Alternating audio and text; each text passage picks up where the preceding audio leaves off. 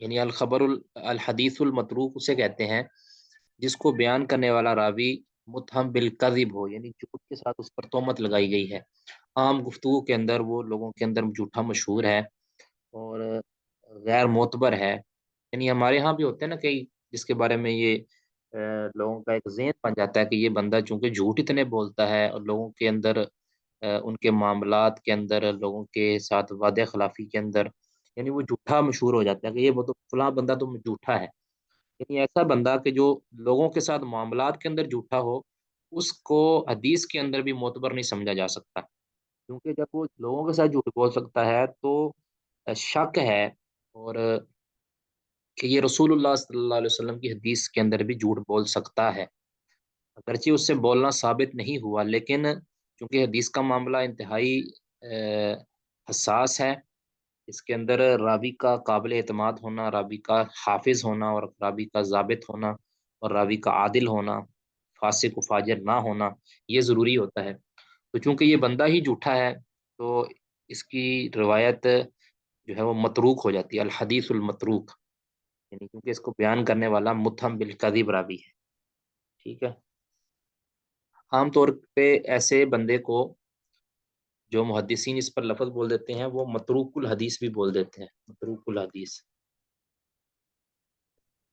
ٹھیک ہے، اب یہ متہم بالکذب تو ہے ہی، اس کے علاوہ کوئی ایسا سخت سبب بھی اس کا ہو سکتا ہے، متہم بالکذب کے ساتھ ساتھ کوئی ایسا سخت اس کے اندر عیب ہو سکتا ہے کہ جس عیب کی وجہ سے اس کی حدیث قبول ہی نہیں کی جا سکتی۔ مثال کے طور پر کوئی ایسا سخت رافضی راوی ہے، ٹھیک ہے، کہ جس سے رفض جو ہے نا وہ جس کے اندر کوٹ کوٹ کے بھرا ہوا ہے، اور وہ صحابہ کا دشمن ہے، سر عام صحابہ کرام کو گالیاں دیتا ہے، اور اللہ رب العزت کے بارے میں اس کا عقیدہ کوئی ٹھیک نہیں ہے، یعنی اس طرح کا جو راوی ہے وہ متروک الحدیث ہوگا، متروک الحدیث، اور اس کی حدیث کو بھی کہہ دے دیں گے الحدیث المتروک، یعنی ترک کی ہوئی حدیث، جس کی حدیث کو بالکل ذرا برابر بھی کوئی حیثیت حاصل نہیں ہے، جس کا درجہ یہ الحدیث الموضوع سے ذرا نیچے ہے، دوسرے نمبر پہ جو ضعیف روایت ہے، وہ دوسرے نمبر کی ضعیف روایت یہ ہے الحدیث المتروک۔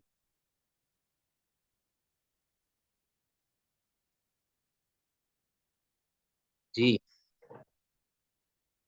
آگے ہے الحدیث المتروک کے بارے میں آپ نے سمجھ لیا کہ جس کا راوی متہم بالکذب ہو، غیر معتبر اور انتہائی یعنی جھوٹا بندہ ہو، عام گفتگو کے اندر، عام معاملات کے اندر جھوٹ بولتا ہو، اور اب وہ چونکہ اس سے حدیث رسول میں جھوٹ بولنا ثابت نہیں، اس لیے اس کو کذاب نہیں کہیں گے، لیکن متہم بالکذب یعنی اس پر جھوٹ کی تہمت لگائی گئی ہے، ٹھیک ہے، اور اسی کو متروک الحدیث بھی کہہ دیتے ہیں، اور اس حدیث کو باطل بھی کہہ دیتے ہیں، ٹھیک ہے، مختلف اس کی تعبیرات علماء اور محدثین استعمال کرتے رہتے ہیں، ٹھیک ہے، بار کہ اب یہ دوسرے درجے کی ضعیف ترین حدیث ہوتی ہے۔ آگے ہے حدیث المنکر، منکر، ٹھیک ہے،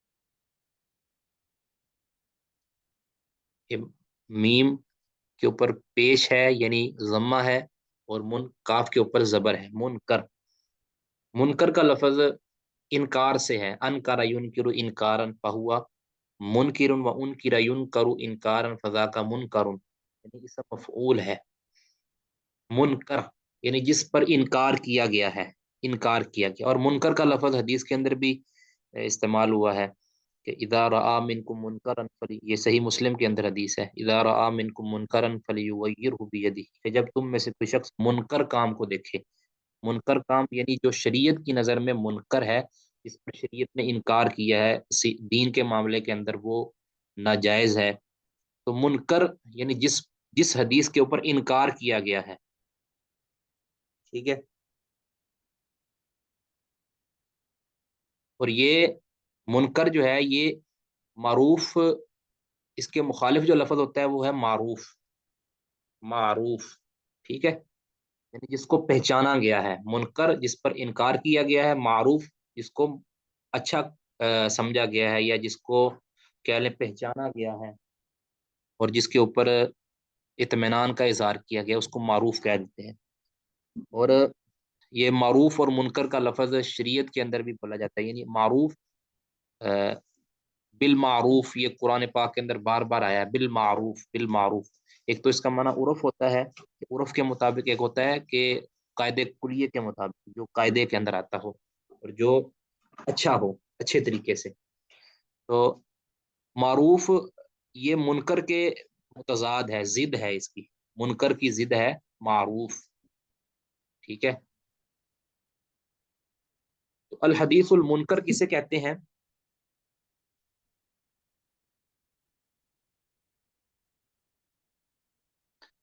इसकी तारीफ असल ये है,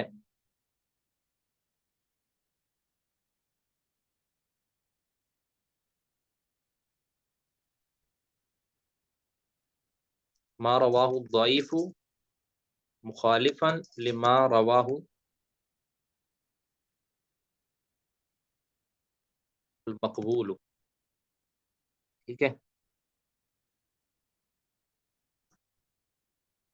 अब ये आपने समझना है थोड़ा कि ये कैसे होती है, अल हदीसुल मुनकर कैसे बनती है। ठीक है। असल जो इसकी तारीफ है वो यही है जो हमने लिख दी है, असल तारीफ यही है। यानी असल मुनकर जो इस्तलाह के अंदर होती है वो इसी को कहते हैं कि ऐसी रिवायत जिसको ज़ईफ ने बयान किया हो और वो मुखालिफ हो उस रिवायत के, मा रवाहुल मकबूल, जिसको मकबूल रावी ने बयान किया हो, चाहे वो रावी हसनुल हदीस हो, चाहे वो सहीउल हदीस हो। ठीक है। यानी मकबूल रावी से मुराद कि जिसको, जिसकी रिवायत को कबूल कर लिया जाता है, ऐसा रावी हो। यानी उसने मुखालफत के अंदर, ज़ईफ रावी ने मुखालफत के अंदर बयान किया हो मकबूल के। अब इसको समझें जरा। इसकी मिसाल बिल्कुल वही बनती है जैसे हमने पहले अर्ज किया था ना कि एक हदीस की दो दो तीन तीन संदें होती हैं। ठीक है, दो दो तीन से तीन तरीक होते हैं। अब एक उस्ताज के शागिर्द, एक उस्ताज के शागिर्द एक से ज्यादा होते हैं। अब एक शागिर्द ने मिसाल के तौर पर,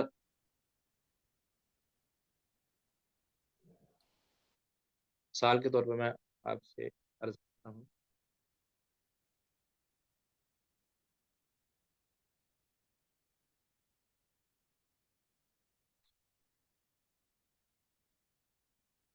अब मसलन, मसलन एक रावी है अब्दुल्ला, उससे एक हदीस उसके तीन तीन शागिर्दों ने बयान की। मिसाल देता हूँ, दो भी हो सकते हैं, तीन भी हो सकते हैं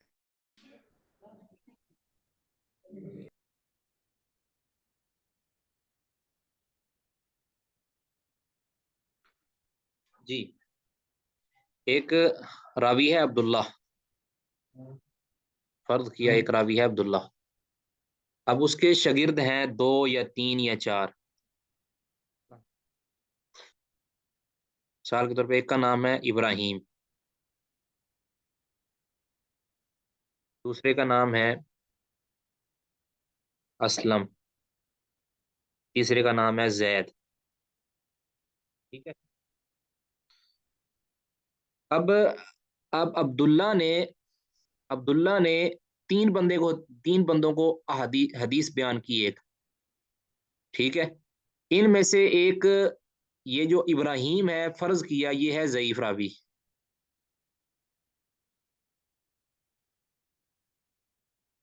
जयीफ है। ये दोनों हैं सिक्का, ये दोनों सिक्का है। ठीक है।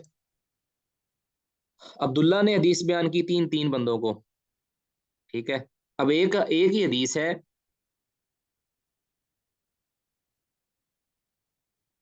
एक ही हदीस है जिसको अब्दुल्ला ने बयान किया, इब्राहिम को भी, असलम को भी और जैद को भी। अब इब्राहिम है ज़ईफ और जैद और असलम जो है ये है सिका, दोनों सिका हैं, मोतबर हैं, हाफिज हैं, आदिल हैं। अब इब्राहिम ने अगर अगर तो इनकी तरह ही हदीस बयान कर लेता है, इब्राहिम अगर असलम और जैद की तरह हदीस बयान करता तो फिर तो कोई हर्ज नहीं था। लेकिन अब इब्राहिम ने जो बयान की है, इब्राहिम जो कि ज़ईफ रावी है, इन्होंने जो अल्फाज बयान किए हैं, हदीस के अल्फाज जो बयान,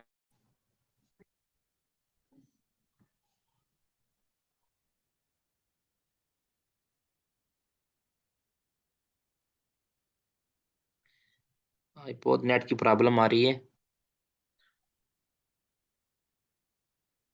मैं अर्ज कर रहा था कि एक उस्ताज के दो तीन शागिर्द हैं।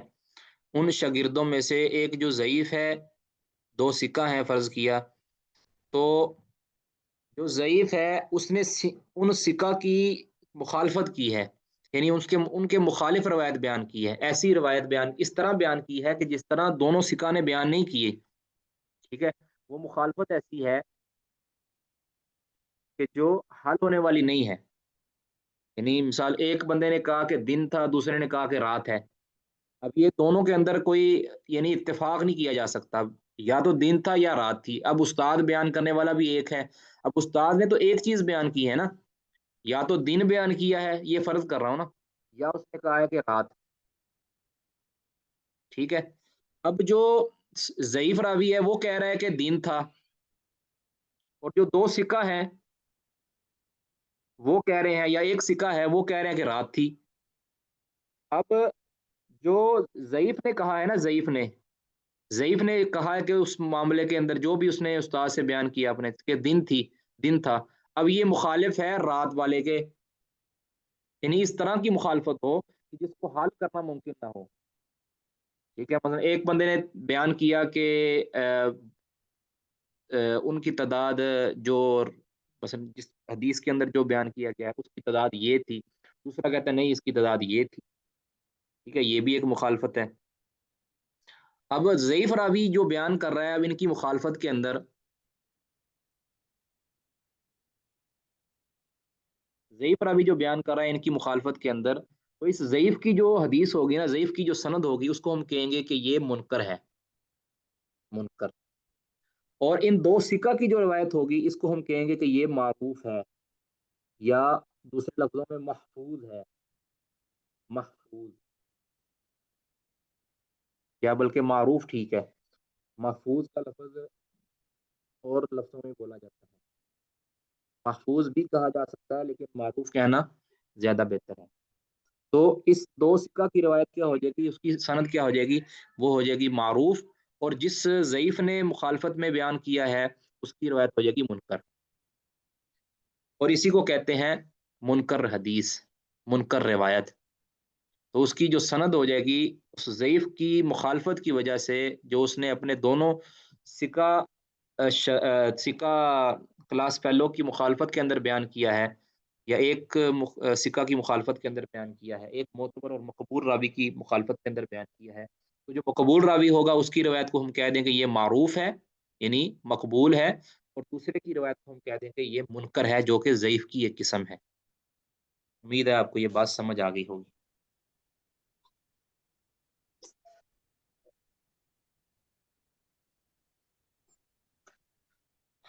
अभी ये हमें कैसे पता चलता है कि ये मुनकर है, ये मारूफ है, या ये महफूज है, ये मुनकर नहीं है? तो इसका तरीक़ाकार एक तो ये है कि हम आइमा मुहद्दिसीन, जो इलल के माहिर इमाम हैं, मुहद्दिसीन हैं, उनके अक़वाल, उनके अफ़आल, उनके जो अक़वाल हैं हदीसों के बारे में वो पढ़ें। उन्होंने बाकायदा तनक़ीद कर दी होती है कि ये रवायत जो इस ज़ईफ़ ने बयान की है ये मुनकर है, और ये जो रवायत है ये महफूज है, या दूसरे लफ्ज़ों में इसको।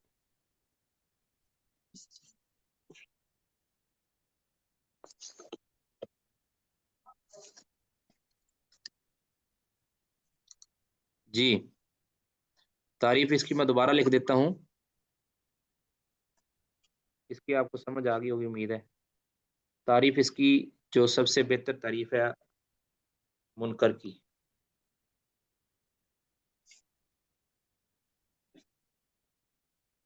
मा रवाहु ज़ईफ़ु मुखालिफ़न लिमा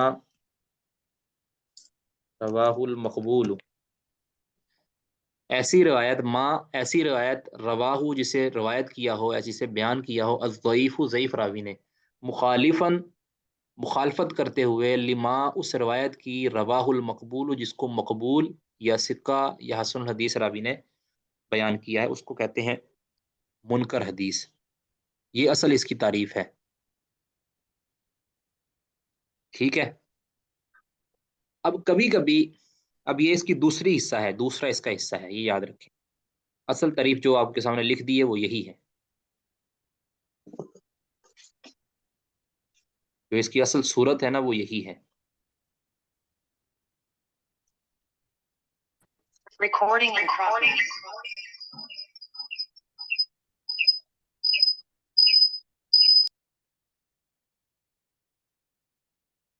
ایک صورت یہ آپ کو جو بیان کر دی، اس کی آپ کو سمجھا بھی دیا۔ اب دوسری صورت یہ ہوتی ہے کہ کبھی مخالفت نہیں ہوتی۔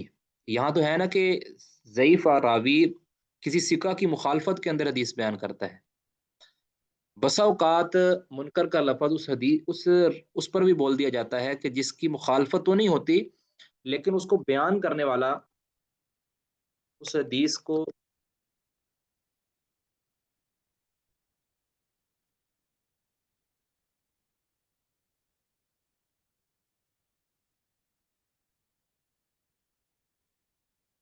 مستور یعنی مجہول۔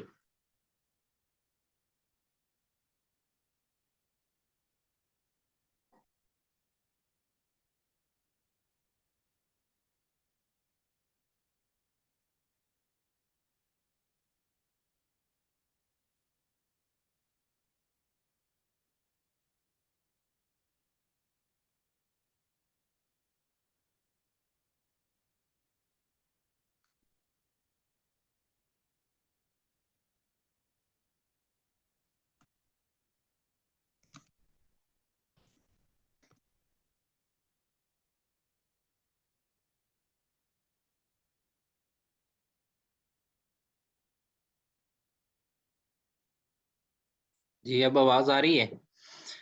یعنی منکر کے اندر دوسری جو صورت ہے منکر کی وہ یہ ہے کہ اس حدیث کو بیان کرنے والا مجہول، سیء الحفظ یا فاسق قسم کا راوی ہوتا ہے۔ یعنی یہ مخالفت اس کے اندر نہیں ہوتی، ویسے ہی وہ راوی اس طرح کا ہوتا ہے کہ اس کے اوپر ائمہ منکر کا لفظ بول دیتے ہیں کہ یہ اس کی منکر روایت ہے، ٹھیک ہے۔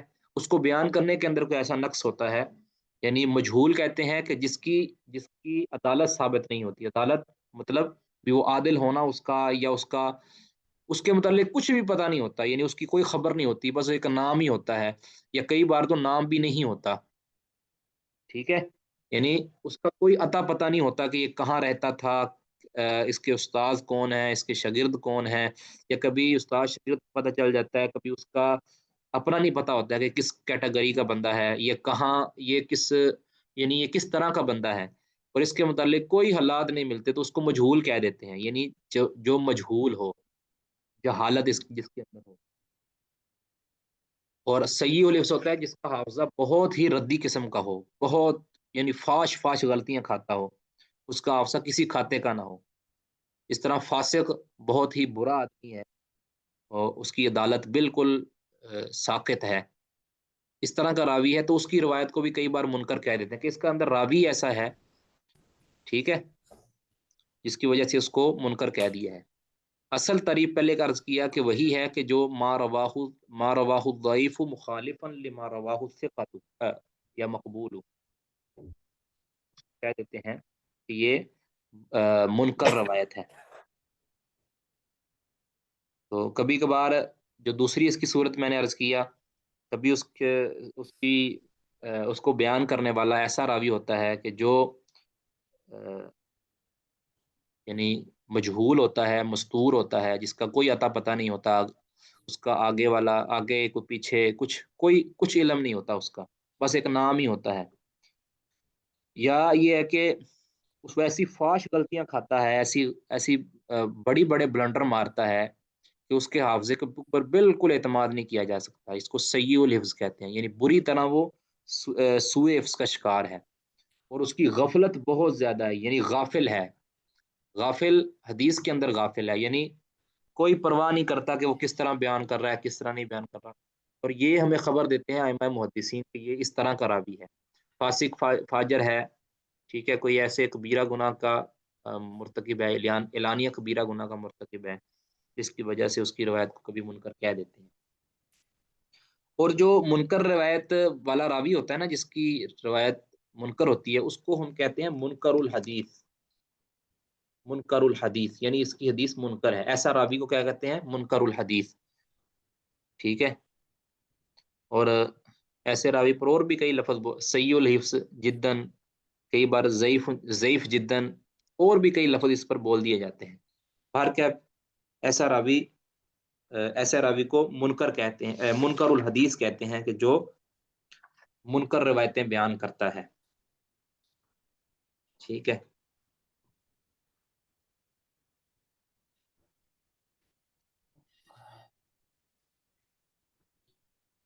اب اس کے متعلق کسی نے کوئی پوچھنا ہے تو بتا دے۔ السلام علیکم شیخ۔ وعلیکم السلام ورحمۃ اللہ۔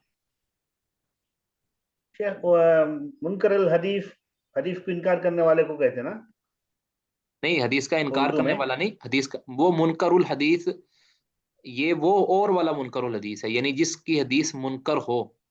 منکر الحدیث حدیث کا منکر، منکر نہیں، منکر الحدیث نہیں کہہ رہے، وہ ہوتی ہے منکرین حدیث جس کو ہم کہتے ہیں منکرین، یعنی انکار کرنے والا۔ یہاں ہے منکر، میں نے عرض کیا پہلے کہ یہ مفعول کا صیغہ ہے، ایک ہے منکر الحدیث حدیث کا انکار کرنے والا، اور دوسرا ہے منکر الحدیث، کاف کے اوپر زبر ہے، را کے اوپر کاف کے اوپر زبر ہے، اور یہ اس کو کہتے ہیں کہ جس کی حدیث پر انکار کیا گیا ہے، ٹھیک ہے نا، اس کی حدیث کو رد جی کر دیا گیا ہے۔ سمجھ آ گئی جی؟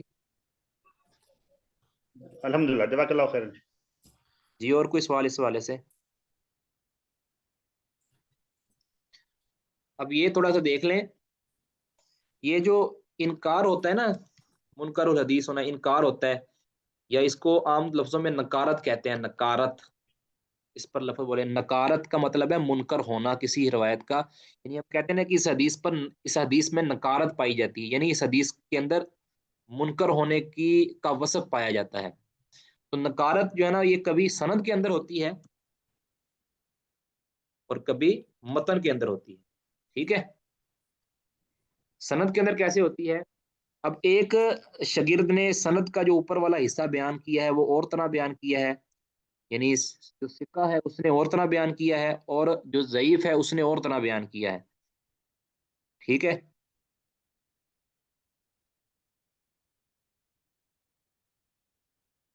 سکہ نے سند کا حصہ اور طرح بیان کیا ہے اور ضعیف نے سند کا حصہ اور طرح بیان کیا ہے، تو پھر اس طرح بھی نکارت ہو جاتی ہے کبھی کئی بار۔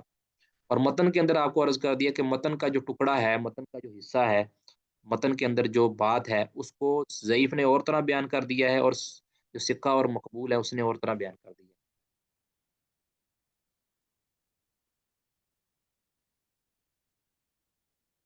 جی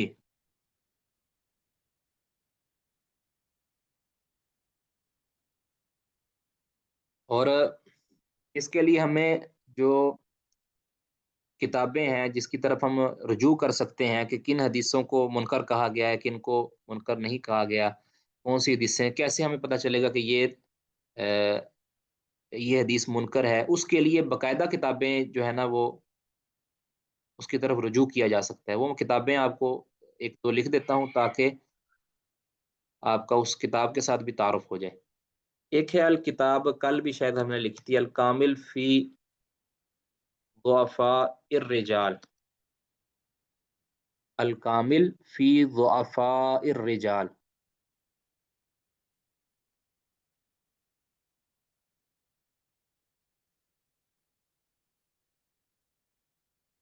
الکامل فی ضعفاء الرجال، یہ اس کتاب کے مصنف کا نام ہے امام ابن عدی، 365 ہجری کے اندر ان کی وفات ہے۔ الکامل فی ضعفاء الرجال۔ اور ایک بات رہ گئی، یہ منکر کے اوپر نا کئی بار منکر کے اوپر کبھی غیر محفوظ کا لفظ بھی بول دیا جاتا ہے، غیر محفوظ، ٹھیک ہے، کبھی اس کے اوپر غیر معروف کا لفظ بھی بول دیا جاتا ہے، یہ یعنی مترادفات ہیں، یہ لفظ منکر کے اوپر ہی بولے جاتے ہیں۔ کبھی منکر کہہ دیا جاتا ہے روایت کو جس کا راوی بیان کرنے والا مخالف، ضعیف راوی بیان کرنے والا مخالفت کے اندر بیان کرے، کبھی ایسی روایت کو غیر محفوظ بھی کہہ دیا جاتا ہے، کبھی ایسی روایت کو غیر معروف بھی کہہ دیا جاتا ہے۔ اور یہ جو امام ہے ابن عدی رحمہ اللہ، امام ابن عدی رحمہ اللہ یہ اکثر یہ لفظ بولتے ہیں غیر معروف، ٹھیک ہے، یا لیس بمعروف، لیس بمعروف، یا لیس بمحفوظ، ٹھیک ہے، یعنی یہ روایت ہذا حدیث لیس بمحفوظ، یہ حدیث محفوظ نہیں ہے، یا ہذا حدیث غیر محفوظ، یہ حدیث محفوظ نہیں ہے، معروف مطلب کیا ہے، منکر ہے، کئی بار منکر کا لفظ بھی بول دیتے ہیں یہ، ٹھیک ہے۔ تو یہ الکامل فی ضعفاء الرجال یہ جو کتاب ہے، یہ باقاعدہ کہہ لیں کہ اس مسئلہ کے اندر منکر روایات کے بارے کو جاننے کے اندر یہ کتاب انتہائی مفید ہے۔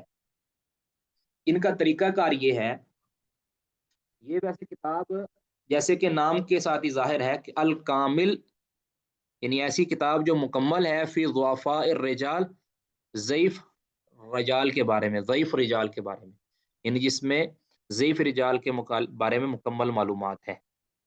اب ان کا طریقہ کار یہ ہے کہ یہ راویوں کے حالات ذکر کرتے ہیں، یعنی ہر راوی کا حروف تہجی کے اعتبار سے ہر راوی کا ترجمہ ذکر کرتے ہیں، ان کی حالات زندگی ذکر کرتے ہیں، اور اس کے اندر جو جو اس کی منکر یا غیر محفوظ یا غیر معروف روایات ہوتی ہیں ان کو وہ ذکر کر دیتے، چند ایک کو ذکر کر دیتے ہیں، ٹھیک ہے۔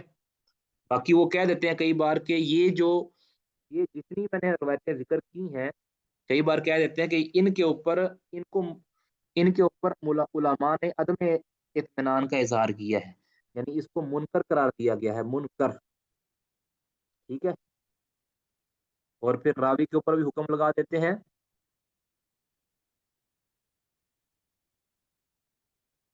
راوی کے اوپر بھی حکم لگا دیتے ہیں، اور کبھی ان کے اوپر جو حکم ہوتا ہے وہ لگا دیتے ہیں، یعنی اس کو منکر قرار دیا گیا ہے، جو بھی اس کے اوپر حکم لگتا ہے۔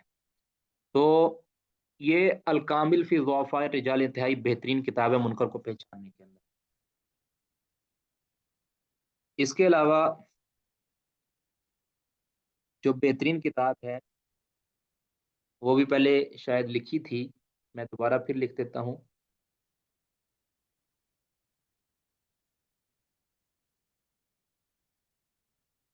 الضعفاء الکبیر، الضعفاء الکبیر، یہ ہے امام عقیلی رحمہ اللہ، ان کا سنہ وفات مجھے یاد نہیں ہے، یعنی یہ تقریباً ان سے پہلے ہیں، یعنی ابن عدی سے پہلے کے ہیں، میں اگر کہتے ہیں تو آپ کو وہ سنہ وفات بھی لکھوا دیتا ہوں۔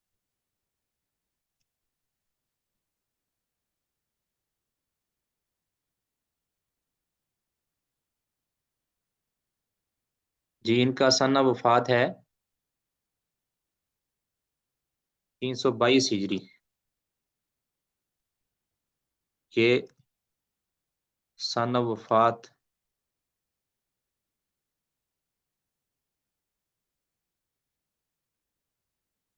امام عقیلی رحمہ اللہ کا سنہ وفات 322 ہجری، ان کی کتاب ہے الضعفاء الکبیر، ان کا بھی یہی طریقہ کار ہے جو ابن عدی رحمہ اللہ کا طریقہ کار تھا، بالکل تقریباً وہی طریقہ کار ہے، یعنی یہ راویوں کو پہلے راوی کا ترجمہ ذکر کرتے ہیں، راوی ان کے اوپر جو علماء کی جرح ہے، وہ اگر جرح ہے تو وہ ذکر کر دیتے ہیں، پھر کچھ روایتیں بطور مثال کچھ روایتیں نقل کر دیتے ہیں اور ان کے بارے میں بتا دیتے ہیں کہ یہ روایت منکر ہے یا غیر محفوظ ہے یا ضعیف ہے یا کچھ بھی ہے، یعنی منکر وغیرہ کا لفظ بول دیتے ہیں یا غیر محفوظ کا لفظ، اس طرح کا لفظ جو ہے نا وہ بول دیتے ہیں، یہ بھی امام عقیلی رحمہ اللہ کا طریقہ کار ہے الضعفاء الکبیر کے اندر۔ اس کے علاوہ جو ایک کتاب وہ ہے امام ابن حبان رحمہ اللہ، ٹھیک ہے، امام ابن حبان رحمہ اللہ،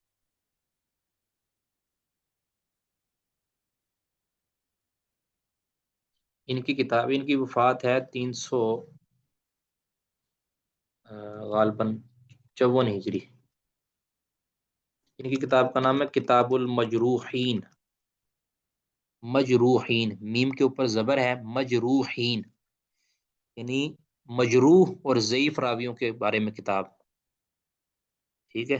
کتاب المجروحین، ان کا بھی سیم یہی طریقہ کار ہے کہ راویوں کا ترجمہ ذکر کرتے ہیں، راویوں کے حالات زندگی ذکر کرتے ہیں، اس کے تحت جو اس کی ضعیف اور منکر وغیرہ روایات ہوتی ہیں ان کا ذکر کر دیتے ہیں، تذکرہ کر دیتے ہیں، یعنی تینوں کا تقریباً ایک ہی طریقہ کار ہے، اور یہ انتہائی مفید کتابیں ہیں جو میں نے لکھوائی ہیں۔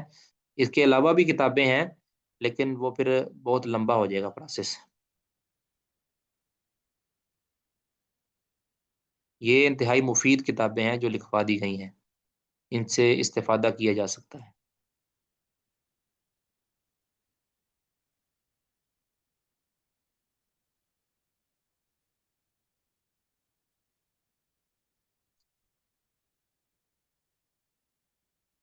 اچھا، ایک اور بات یہ یاد رکھیں، یہ جو ہم نے تعریفیں پڑھی ہیں منکر کی دونوں صورتیں یہ تو ہیں ہی ہیں، کئی بار یعنی اس سے آپ نے پریشان نہیں ہو جانا، یہ بات آپ کو میں جو عرض کر رہا ہوں کہ آپ کہیں کہ بھی یہ تو آپس میں گجلک ہے اور بالکل یہ پیچیدہ معاملہ ہے، پریشان نہیں ہونا، آپ کے ساتھ بہت ہی یعنی آسانی وال کے ساتھ آپ آگے جا کے سمجھ جائیں گے یہ باتیں۔ کئی بار ایسے ہوتا ہے کہ جو منکر کا لفظ ہے، منکر کا لفظ ان روایات پر بھی بول دیا جاتا ہے، محدثین ان روایات پر بھی بول دیتے ہیں کہ جو ہوتی ضعیف ہی ہیں، یعنی ہوتی ضعیف ہی ہیں، اور لیکن جو ہے نا ان کے اندر نکارت پائی جاتی ہے، نکارت کا مطلب ان کے اندر غرابت اور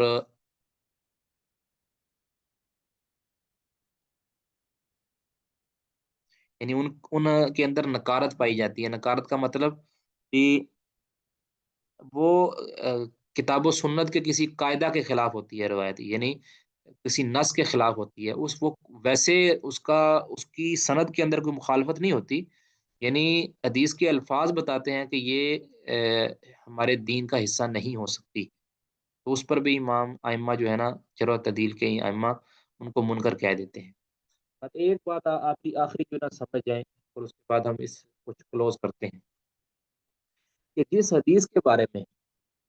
بھی حدیث کے بارے میں ائمہ منکر کا لفظ بول دیں،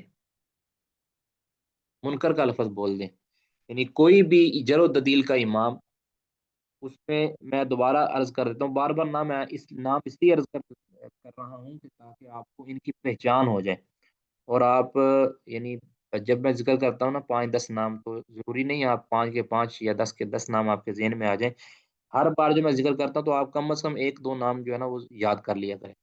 مثال کے طور پر جو علل کے امام ہیں، یعنی فن حدیث اور نقد حدیث کے امام ہیں، جو حدیثوں پر جرح کرتے ہیں یا حدیثوں کو کھنگالتے ہیں، حدیثوں پر کی تنقید کرتے ہیں، تنقید کرتے ہیں، وہ ان میں امام بخاری، ان میں امام ابو حاتم رازی، امام ابو زرع رازی، امام یحییٰ بن معین، امام علی بن مدینی، امام نسائی، امام ترمذی، امام دارقطنی، امام اقیلی، امام ابن عدی اور امام دارقطنی، اسی طرح شروع کے اندر امام احمد بن حنبل رحمہ اللہ، اس کے علاوہ امام عبد الرحمن بن ابی حاتم رحمہ اللہ، اس کے علاوہ چند ایک اور نام ہیں جن میں امام فلاس ہیں، امام ابن خزیمہ ہیں رحمہ اللہ، یہ جو ہیں یہ کسی حدیث کو منکر کہہ دیتے ہیں، پھر ہمارا کام نہیں بنتا کہ ہم اس حدیث کی پھر مزید تحقیق کریں، کیونکہ وہ منکر جو کہتے ہیں وہ بڑی کہہ لیں کہ آپ معرفت کے بعد کہتے ہیں، ان کے اوپر پورا اعتماد کیا جائے گا، اس حدیث کو یہ جس حدیث کے اوپر یہ کلام کر دیں کہ یہ حدیث منکر ہے، پھر وہ سمجھ جائیں کہ یہ حدیث منکر ہی ہے، اس کو قبول نہیں کیا جائے گا، ٹھیک ہے۔ اب یہ ہماری آخری بات تھی، اس کے علاوہ کسی اور ساتھی نے منکر کے بارے میں پوچھنا ہے تو بتا دیں۔ السلام علیکم شیخ۔ وعلیکم السلام ورحمۃ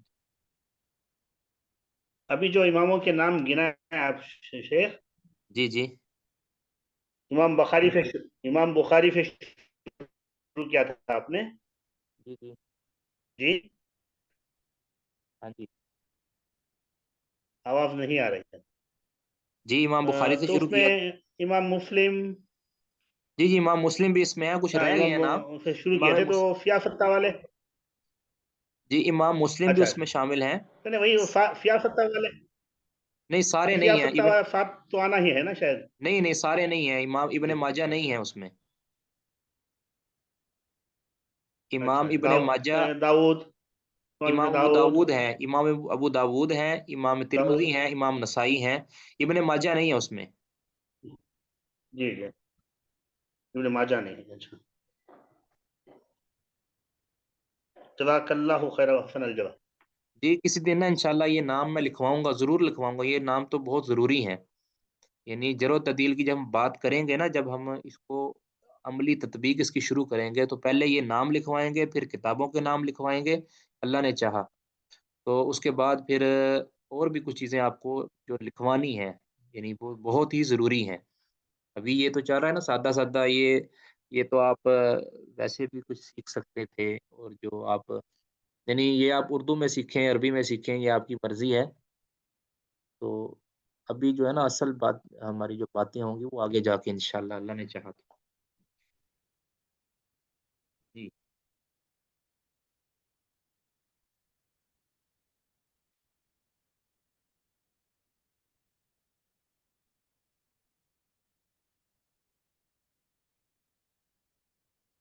जी आगे है जी,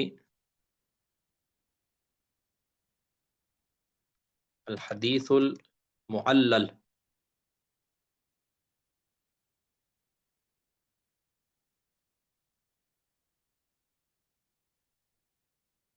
अल हदीसुल मुअल्लल, पहले लाम के ऊपर शद है।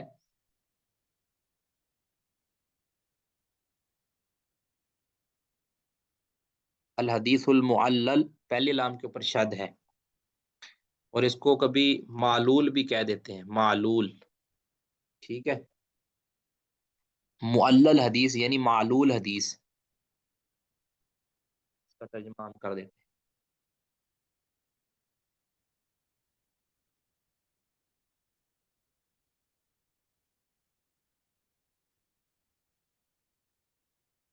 ये किस हदीस को कहते हैं? अल हदीसुल्लज़ी उत्तुलिया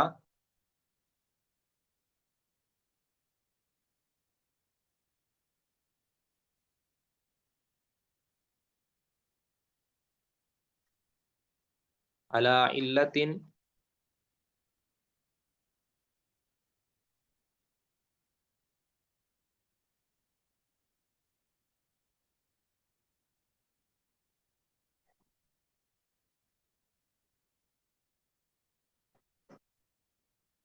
तक़दहु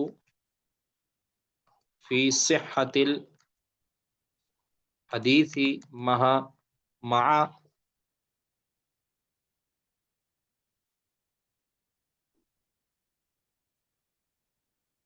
अन्ना अन्ना ज़ाहिरा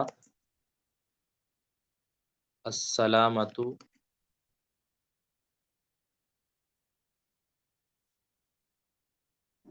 अस्सलामु मिन्हा।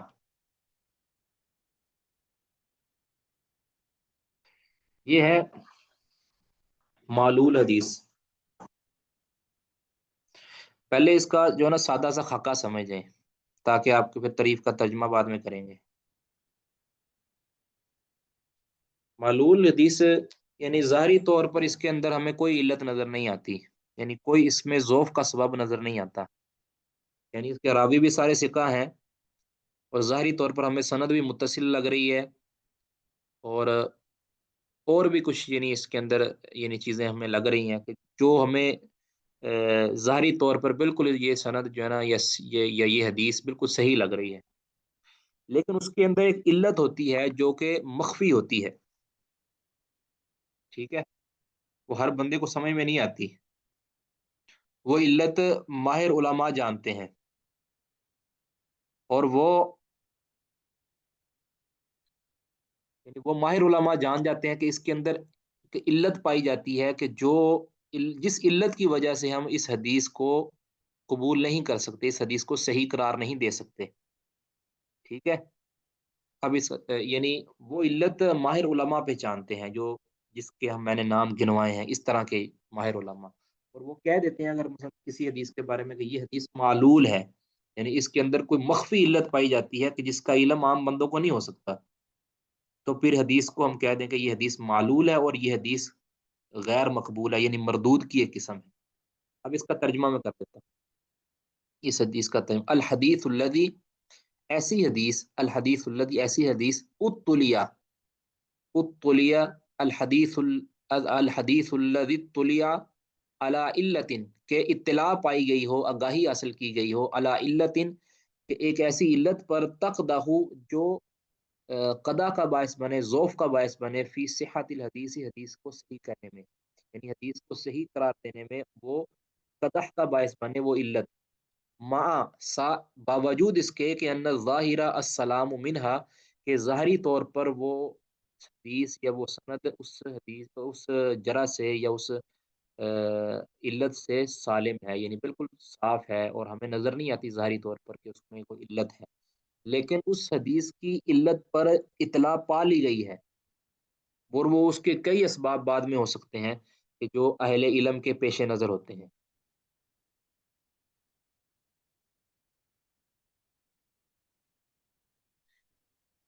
جی، الحدیث المعلل، دوبارہ دیکھیں، ایسی حدیث، الحدیث الذی، ایسی حدیث، میں اس کا ترجمہ جو ہے نا لکھ ہی دیتا ہوں تاکہ آپ اس کو بالکل نقل کر لیں،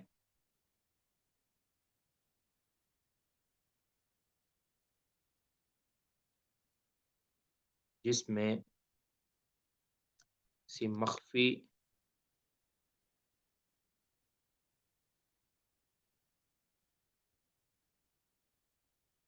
کسی پوشیدہ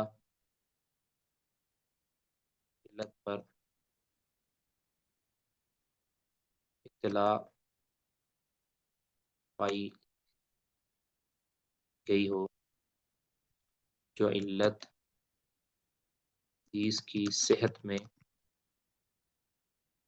قدح، مطلب قدح کا مطلب ہوتا ہے ضعف کا باعث بنے، حالانکہ اس حدیث کا ظاہر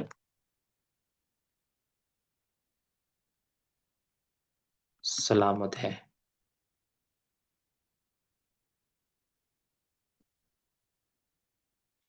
حالانکہ اس حدیث کا ظاہر ایسی علت سے سلامت ہے،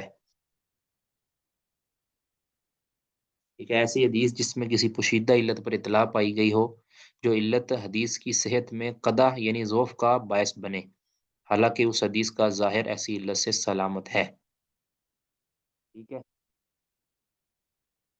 اس کو کہہ دیتے ہیں الحدیث المعلل یا الحدیث المعلول یا الحدیث المعل، ایسا بھی بول دیتے ہیں، المعل، لام کے پہلے ایک لام کے اوپر شد۔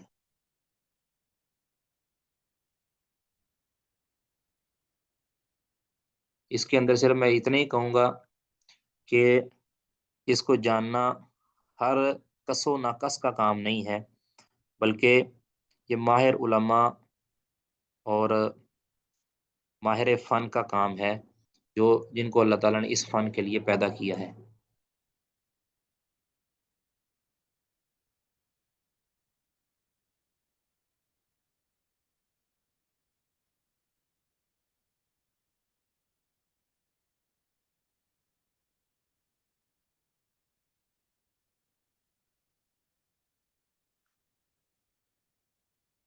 جی، اس کے بعد تلے کسی نے پوچھنا ہے تو پوچھ سکتا ہے۔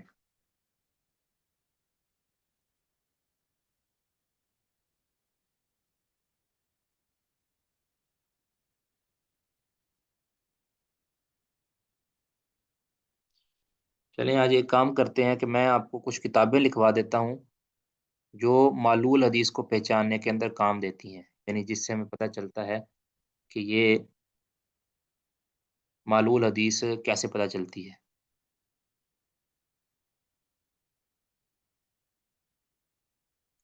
جی آج بھی کسی کو مخفی علت پتہ چل سکتی ہے، لیکن اس کا ماہر ہونا، اس کا اس فن کے اندر متخصص ہونا اور اس کے اندر اس کا ایکسپرٹ ہونا وہ ضروری ہے، آج بھی پتہ چل سکتی ہے، ٹھیک ہے؟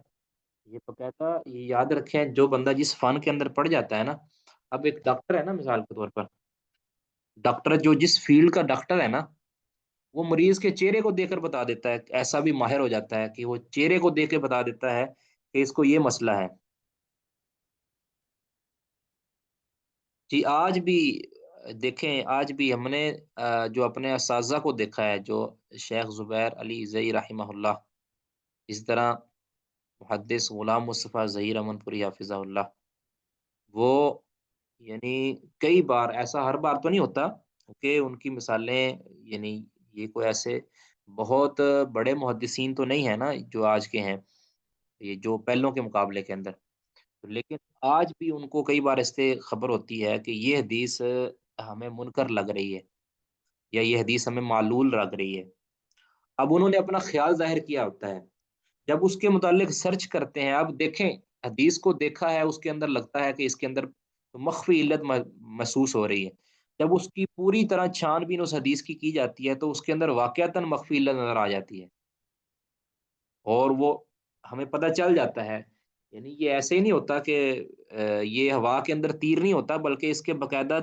دلائل اور قرائن ہوتے ہیں، باقاعدہ اس کے کچھ اسباب ہوتے ہیں کہ جس اسباب پہ کی بنیاد پر کسی حدیث کو معلول قرار دیا جاتا ہے، وہ ایسے نہیں ہوتا، اس حدیث کے متعلق جتنی سندیں ہوتی ہیں اس کو اکٹھا کیا جاتا ہے اور اس کے متنوں کو ملایا جاتا ہے، اس کے راویوں کے متعلق دیکھا جاتا ہے تو کچھ نہ کچھ ہمیں مل جاتا ہے کہ جس سے ہمیں یہ کہہ سکتے ہیں کہ یہ روایت معلول ہے، ٹھیک ہے؟ آج بھی وہ محدثین ہو سکتے ہیں اور ہیں بھی، یہ ماضی قریب کے اندر ایسے تھے عبد الرحمن معلمی رحمہ اللہ، ٹھیک ہے؟ عبد الرحمن معلمی رحمہ اللہ یہ بھی تھے، اس طرح شیخ البانی رحمہ اللہ بھی تھے، ہم نے بھی کئی ایسی مخفی علتوں کو سامنے لے کر آئے ہیں، اس طرح پیچھے تو بے شمار لوگ ہیں جو پہلے محدثین کے اندر حافظ ابن حجر رحمہ اللہ وہ بھی ایک بڑے محدث تھے، اس طرح حافظ ذہبی رحمہ اللہ وہ بھی بڑے پائے کے محدث تھے، ٹھیک ہے؟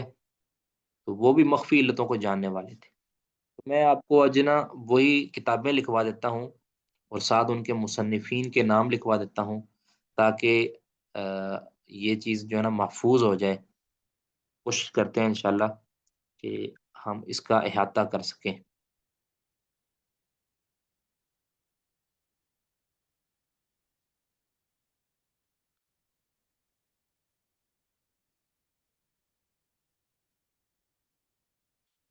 جی سب سے پہلے لکھیں، میں اس کو اب مٹانے لگا ہوں، اس کی اسکرین شاٹ کسی نے لینا ہے تو لے لے،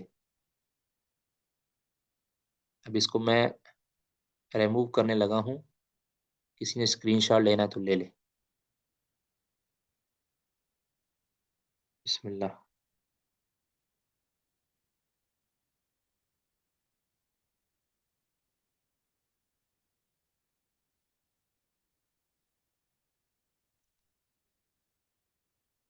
جی العلل، کتاب کا نام ہے العلل،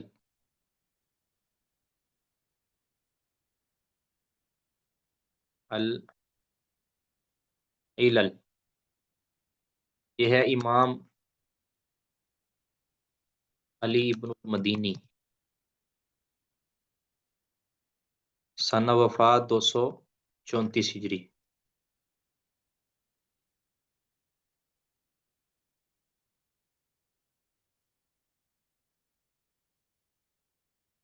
ایک نمبر کتاب ہو گئی،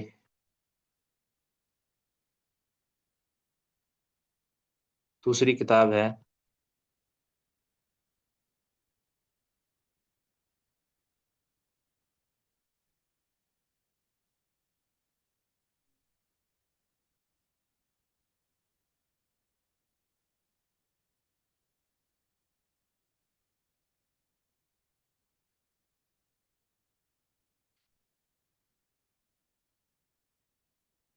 جی 234 ہے، جی 234 244 نہیں، علی بن مدینی کا سنہ وفات 234 ہے۔ دوسرے نمبر پہ تاریخ یحییٰ ابن معین. ٹھیک ہے. اب پہلے میں نے عرض کیا تھا ایک بار آپ سے کہ یحییٰ بن معین رحمہ اللہ سے دو تاریخیں ثابت ہیں. ایک ہے دوری عباس الدوری بروایتی العباس الدوری. ٹھیک ہے. امام یحییٰ بن معین کا سنہ وفات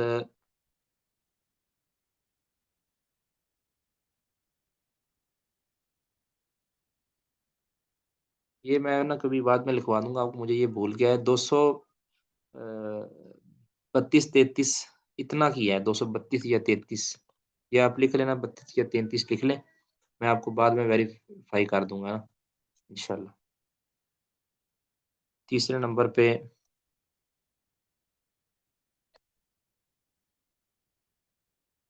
العلل و معرفت الرجال. العلل و معرفت الرجال لأحمد بن حنبل، یعنی امام احمد بن حنبل رحمہ اللہ کی یہ کتاب ہے، اور ان کا سنہ وفات 241 ہجری ہے. اب یہ جو العلل و معرفت الرجال ہے نا، یہ امام احمد بن حنبل رحمہ اللہ سے دو بندوں نے بیان کیا ہے. ایک تو یعنی یہ علل دو کتابیں ہیں علل نام سے، العلل و معرفت الرجال کے نام سے امام احمد بن حنبل کی دو کتابیں ہیں. ایک تو ان کے اپنے بیٹے ابی روایتی، یعنی جو انہوں نے روایت کیا، ابی روایتی ابن ہی روایتی عبداللہ ابن احمد، یعنی امام احمد بن حنبل رحمہ اللہ کا اپنا بیٹا جو عبداللہ ہے نا، انہوں نے اس کو، یہ بڑے پائے کے محدث ہیں عبداللہ بن احمد بن حنبل رحمہ اللہ بھی. اور دوسری ہے بروایتی المروزی.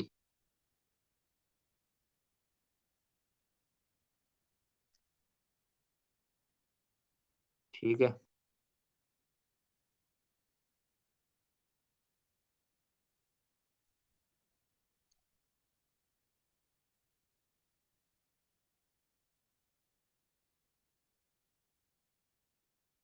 نمبر 4 یہ امام بخاری رحمہ اللہ کی جو ہے نا، میں لکھنے لگا ہوں التاریخ الکبیر.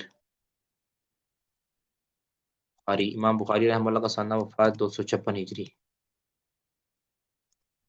التاریخ الکبیر یہ بہت بڑی کتاب ہے، یہ راویوں کے حالات زندگی پر ہی ہے، لیکن اس کے اندر امام بخاری رحمہ اللہ اس کے تحت یعنی راویوں کی حدیثوں کو بھی ذکر کر دیتے ہیں، اور وہ مخفی علتوں کو پر بھی بات کر لیتے ہیں کہیں کہیں. تو اس لیے یہ بہت مفید کتاب ہے، اور یہ تاریخ الکبیر کے اوپر اس سب نے بنیاد ڈگ رکھی ہے ان کے بعد. یہ ہے التمییز. التمییز تا میم تم یا زیر یا ییز، تمییز. یہ ہے للامام مسلم، امام مسلم رحمہ اللہ، ان کی سنہ وفات 261 ہجری غالباً.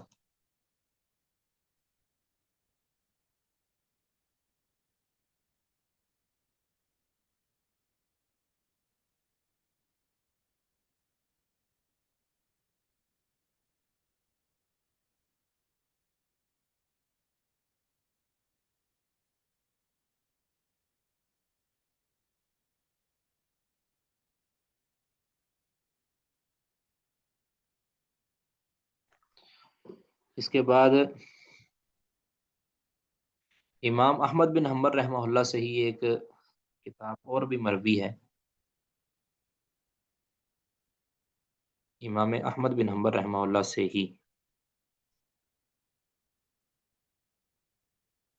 6 نمبر کتاب سوالات تو ابی داود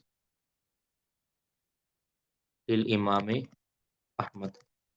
اب یہ امام ابو داود رحمہ اللہ نے امام احمد بن حنبل رحمہ اللہ سے مختلف سوالات کیے ہیں حدیث کے بارے میں، راویوں کے بارے میں. تو وہ بھی ایک کتاب ہے جس کو امام ابو داود رحمہ اللہ نے جمع کیا ہے، اپنے سوالات استاد سے جواب لیے ہیں اور اس کو جمع کر کے آگے روایت کر دیا ہے۔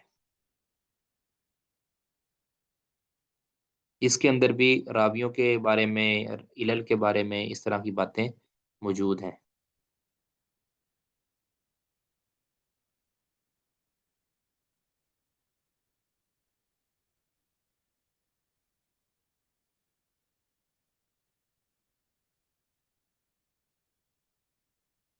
اس طرح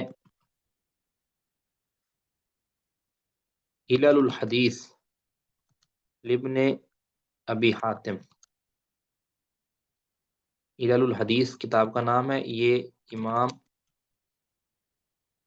عبد الرحمن بن ابی حاتم،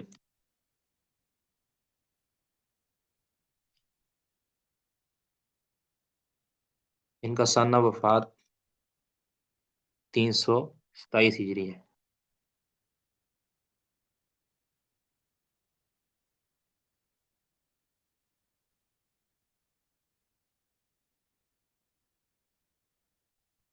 جی جلدی جلدی لکھ لیں اس کو۔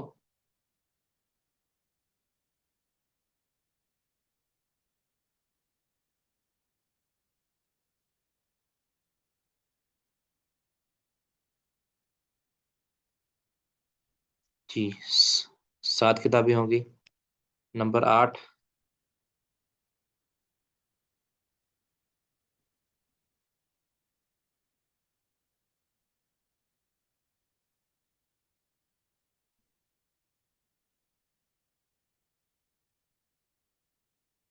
العلل،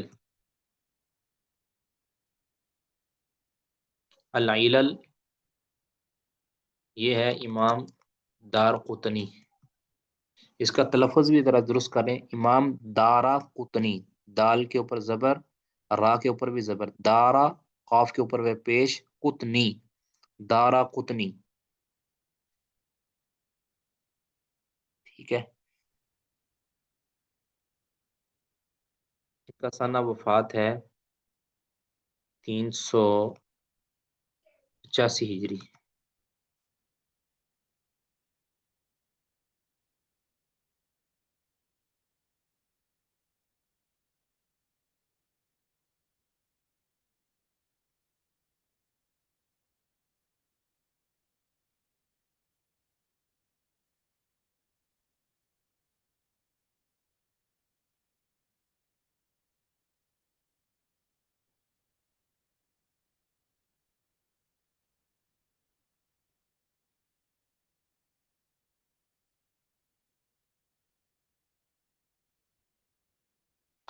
پھر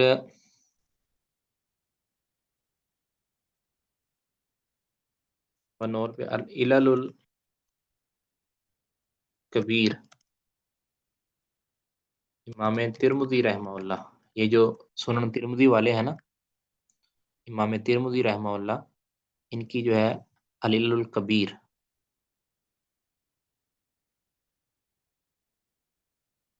سنہ وفات ہے 279، 279 ہجری، العلل الکبیر امام ترمذی رحمہ اللہ کی۔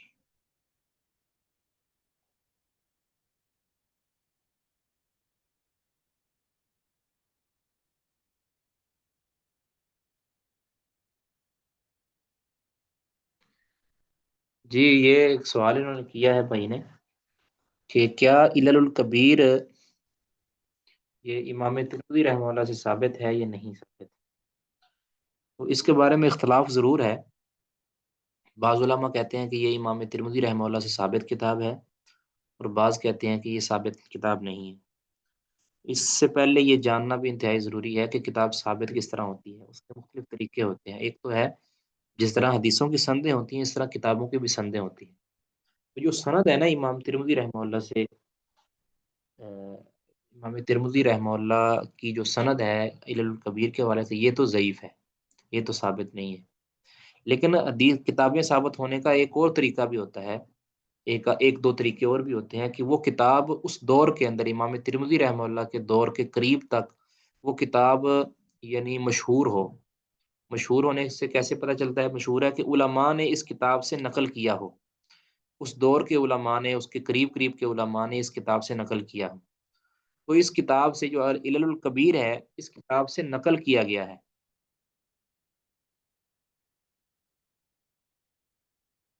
یعنی اس کتاب سے العلل الکبیر جو امام ترمذی کی کتاب ہے، اس کتاب سے علماء نے نقل کیا ہے۔ غالباً حافظ بہقی رحمہ اللہ، امام بہقی جو ہیں، انہوں نے اس کتاب سے نقل کیا ہے۔ اس طرح ابن عبد البر رحمہ اللہ، حافظ ابن عبد البر 463 کے اندر، انہوں نے بھی اس کتاب سے نقل کیا ہے۔ تو یہ اس کتاب سے جو ہے وہ نقل کیا جا سکتا ہے، اس وجہ سے اس کو لکھ دیا ہے۔ تو بعض علماء اس کو معتبر نہیں سمجھتے، لیکن پھر بھی تائیداً اگر اس کو لکھ لیا جائے تو کوئی حرج نہیں ہے انشاءاللہ۔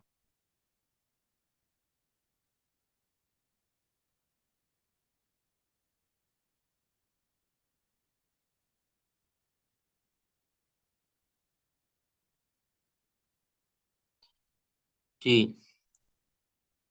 آگے ہے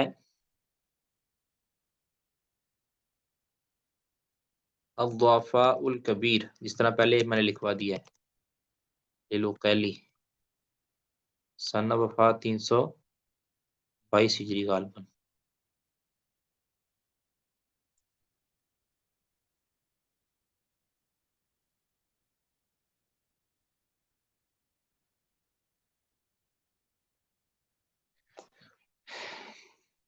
جی، شیخ غلام مصطفیٰ ظہیر امن پوری حفظہ اللہ اس کتاب کے حوالے سے اس کا حوالہ جو ہے وہ تائیداً نقل کر لیتے ہیں، لیکن بنیاد نہیں اس پر بناتے۔ ٹھیک ہے، بس اس میں یہی تفصیل ہے۔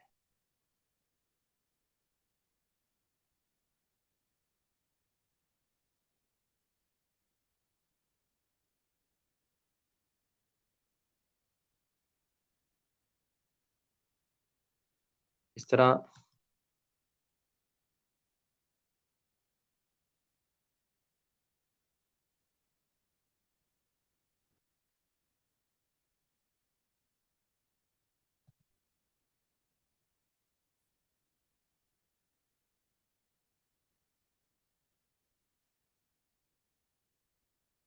یہ پہلے ہم نے یہ دونوں کتابیں لکھ لی تھی۔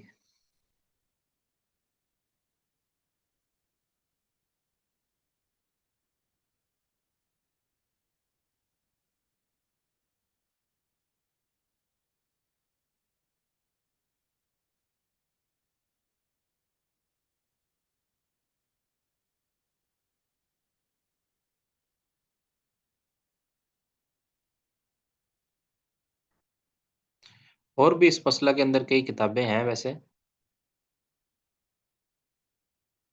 تو ایک آخری کتاب جو ہے وہ میں لکھ دیتا ہوں، بس 1 درجن ہو جائیں گے۔ یہ سب سے جو ہے نا یہ کہہ لیں آپ کہ ہمارے دور کے ہی یہ کتاب ہے، المسند المصنف المعلل، المسند المصنف المعلل۔ اس کے جو مصنفین ہیں یہ کئی ہیں، ایک نہیں ہے۔ اس میں سب سے جو معتبر ہیں، یعنی جو جن کا سب سے زیادہ اس میں حصہ ہے، ان کا میں نام لکھ دیتا ہوں۔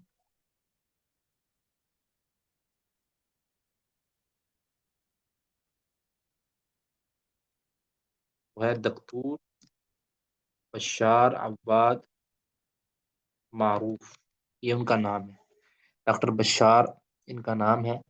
یہ غالباً بغداد میں رہتے تھے، فوت ہو گئے ہیں رحمہ اللہ۔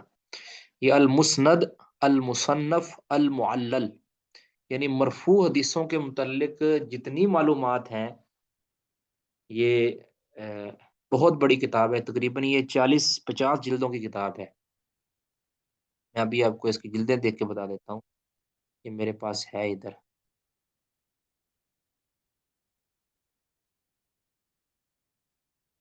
یعنی یہ 40 جلدوں کے اوپر کتاب ہے، 40 جلدوں پر مشتمل کتاب ہے، بہت بڑی۔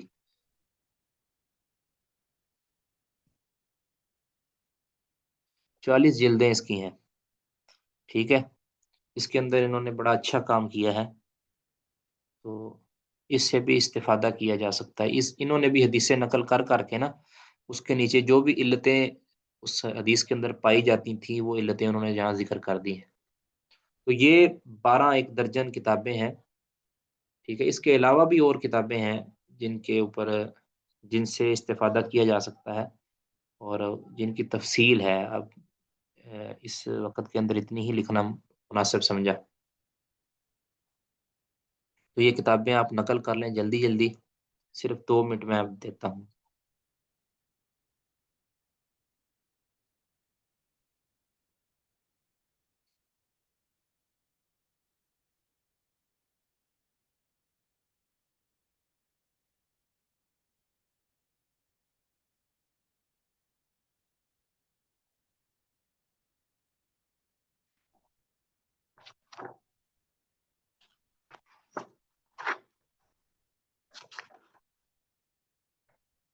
کسی نے اس کے متعلق کوئی سوال کرنا ہے تو وہ سوال کر سکتا ہے۔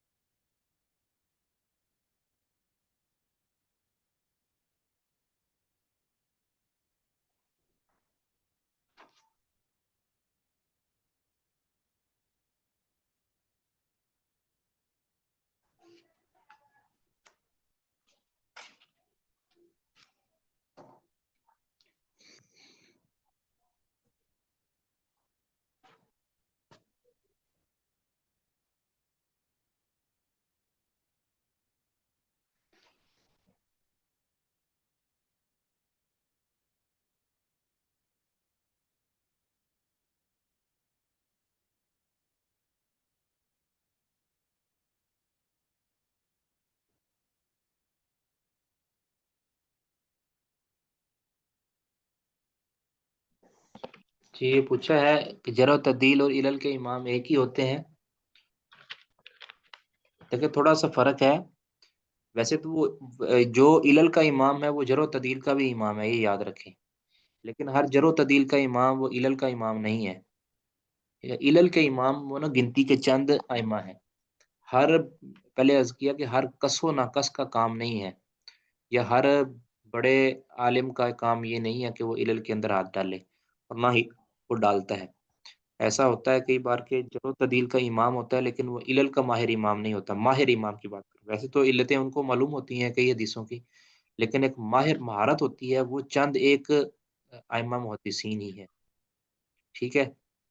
اور جو علل کا امام ہوتا ہے وہ جرح و تعدیل کا لازمی طور پر امام ہوتا ہے، بس یہ تھوڑا سا فرق ہے، یعنی یہ تھوڑا سا فرق ہے، یہ ذہن میں رکھیں۔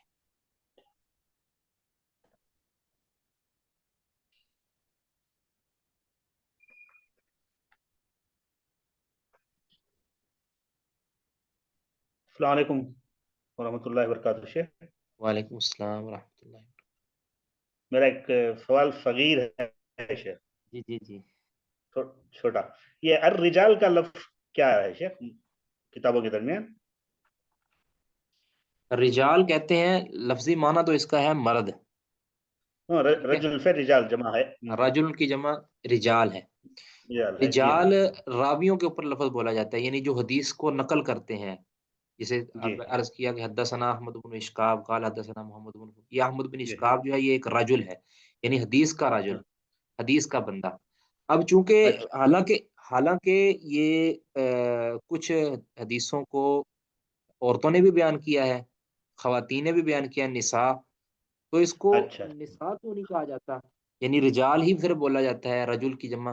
چونکہ اغلب طور پر زیادہ تر جو ہے نا وہ راوی مرد ہوتے ہیں، عورتیں بہت کم ہیں، ٹھیک ہے۔ تو اس وجہ سے اغلبیت کی بنا پر یہ نام جو ہے نا وہ رجال رکھ لیا گیا ہے۔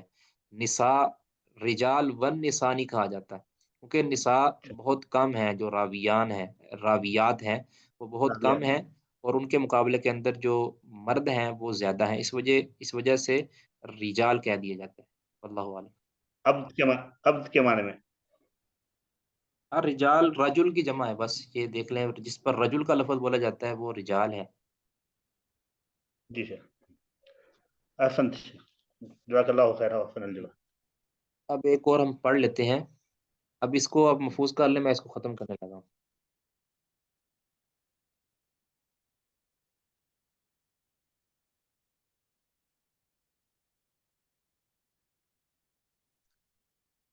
یہ الحدیث المعلول یا الحدیث المعلل آپ نے سمجھ لی. اب آگے ہے المدرج. المدرج، ٹھیک ہے. لفظی معنی سمجھیں پہلے. دراجہ سے ہے نا، دراجہ. دراجہ کا معنی ہوتا ہے درج کرنا. المدرج یعنی ادراج یدرج سے ہے غالباً یہ. ہاں، ادراج یدرج میں نے داخل کرنا، درج کرنا، کسی چیز کو کہیں درج کر دینا.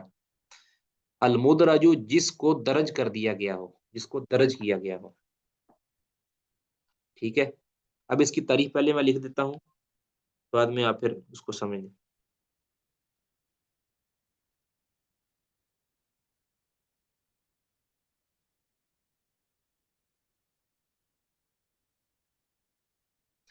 یعنی المحدیث المدرج کہتے ہیں ما کانت فیہ زیادت لیست منہ. اس کی میں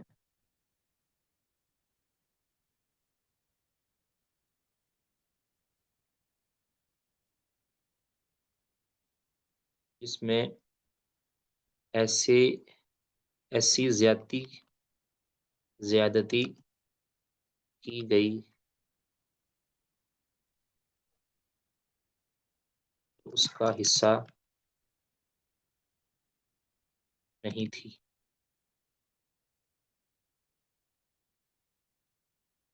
ٹھیک ہے. مدرج جس حدیث کے اندر کوئی ایسے الفاظ، ایسی چیز کو زیادہ بیان کر دیا جائے جو دراصل اس حدیث کا حصہ نہیں تھی. یہاں ایک فرق یہ کر لیں، یعنی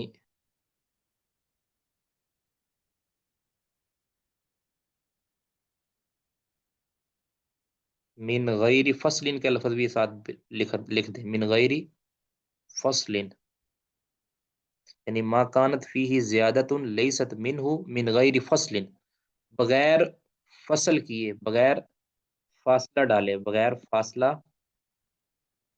ڈالے. مطلب یہ ہے، اب اس کی صورت سمجھیں ذرا پہلے.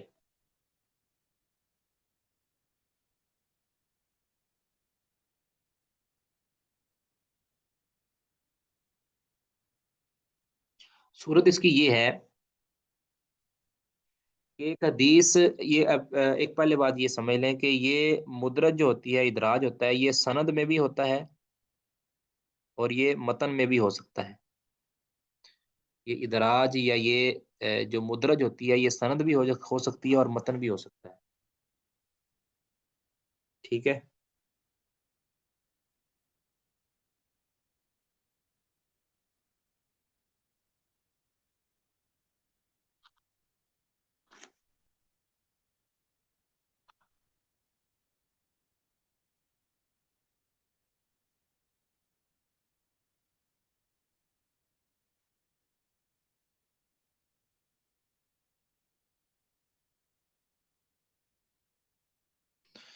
متن سند کے اندر کیسے ہوتا ہے اور متن کے اندر کیسے ہوتا ہے، یہ میں آپ کو سمجھاتا ہوں ابھی. پہلے یہ آپ نوٹ کر لیں، یہ سارا ختم کرنے لگا ہوں پھر اس کو.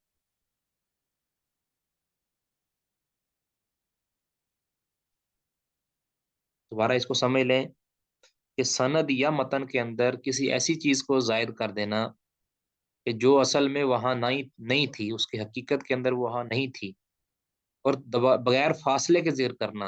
یعنی فاصلہ درمیان میں نہیں ڈالا جاتا کہ جس سے ہمیں یہ معلوم ہو کہ واقعتاً یہ زیادہ الفاظ ہیں، یہ زیادتی ہے. یعنی ہمارے لیے ظاہری طور پر فرق کرنا مشکل ہو جاتا ہے ایک عام بندے کے لیے، کیونکہ فاصلہ نہیں درمیان میں ڈالا ہوتا. اس کو دراصل اس کا سند کا یا متن کا حصہ بنا دیا جاتا ہے، جو ایسی اس چیز کو کہ جو اس کا حصہ ہوتی نہیں تھی. ٹھیک ہے نا. اب اگر کسی نے مثال کے طور پر حدیث کے الفاظ نقل کیے، ٹھیک ہے، حدیث کے الفاظ نقل کرتے ہوئے بسا اوقات استاد کسی بات کی وضاحت کرنا چاہتا ہے کہ کسی لفظ کا معنی بیان کرنا چاہتا ہے، اب وہ معنی بیان کرتے ہوئے وہ درمیان میں فاصلہ ڈالتا ہے کہ بھی یعنی اس کا یہ معنی ہے، یا درمیان میں کوئی بریکٹ ڈالتا ہے یا کوئی اس طرح کا فاصلہ ڈالتا ہے، اگر وہ فاصلہ ڈالا جائے پھر تو وہ مدرج نہیں ہوتا، پھر تو پتہ چل جاتا ہے کہ یہ کسی راوی کا قول ہے۔ میں مثال دیتا ہوں ایک، صحیح بخاری کے اندر،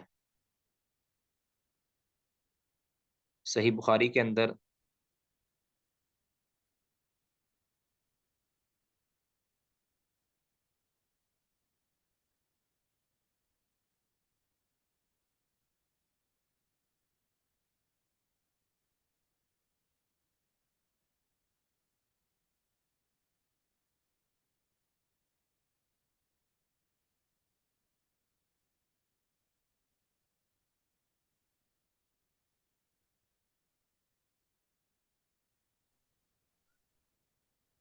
السلام علیکم وعلیکم السلام ورحمۃ اللہ۔ شیخ، آواز جی، آواز نہیں تھی اس لیے سلام کیا۔ وعلیکم السلام ورحمۃ اللہ۔ آواز نہیں آ رہی؟ نہیں، اب آ رہی ہے، نہیں آپ بیچ میں فاصلہ ہو گیا تھا اس لیے نہیں سلام نہیں، کیا میں وہ نے۔ خاموش ہی تھا ویسے۔ جی، اب یہ مثال ہے صحیح بخاری کی ایک حدیث،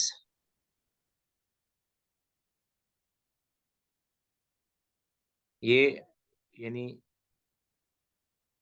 فاصلہ اگر درمیان میں ڈال دیا جائے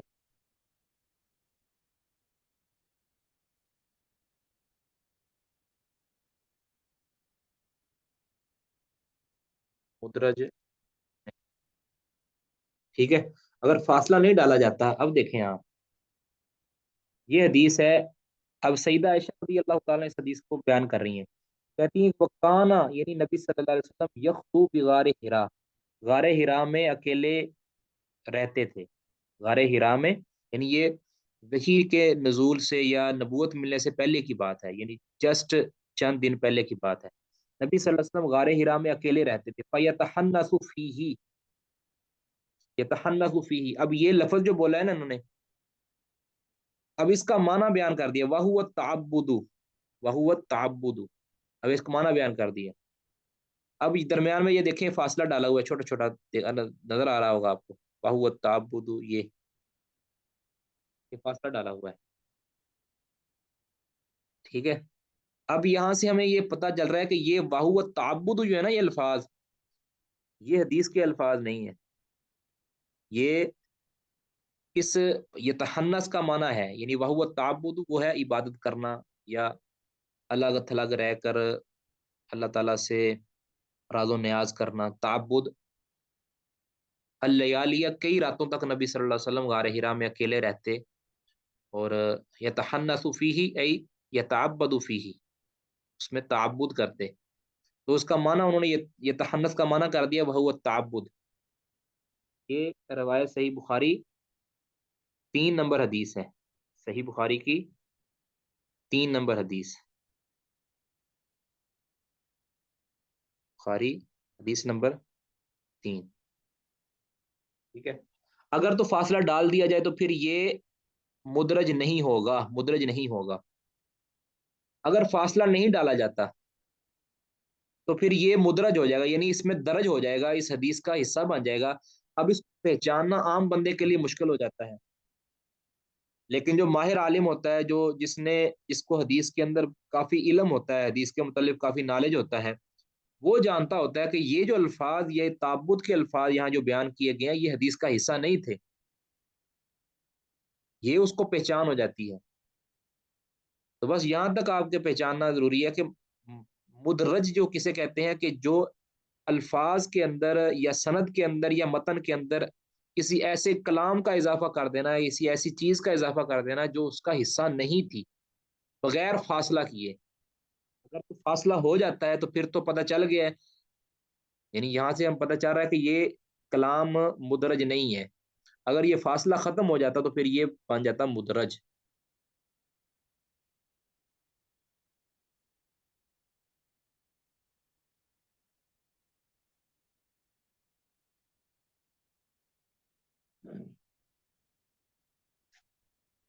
جی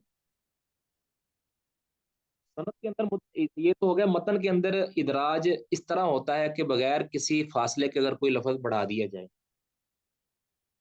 अब सनद के अंदर किस तरह होता है, सनद के अंदर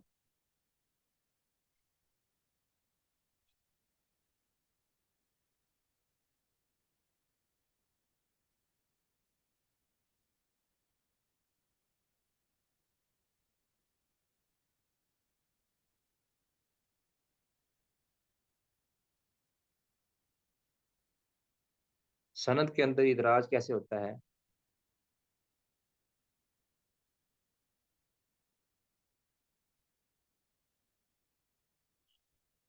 वो उसकी सूरत ये है कि रावी सनद के किसी साल के तौर पर, एक मैं सनद लिखता हूँ अपनी तरफ से, हदसना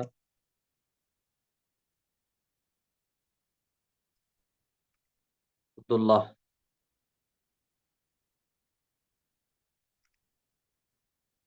हदसना इब्राहिम,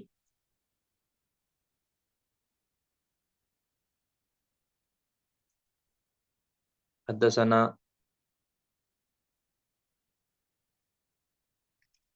अब्दुर्रहमान,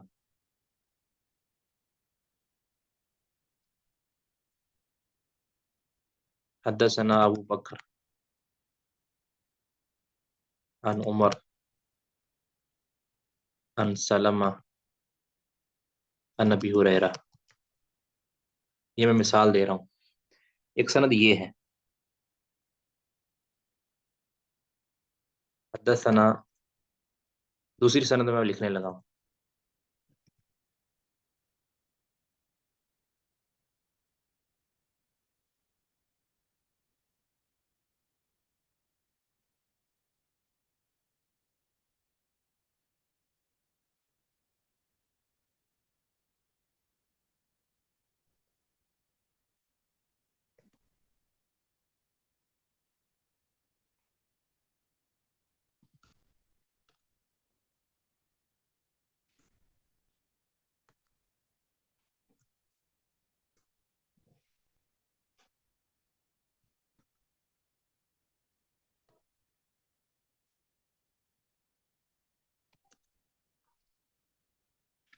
अब जरा गौर कीजिएगा, ऊपर वाली सनद और नीचे वाली सनद में थोड़ा सा फर्क है।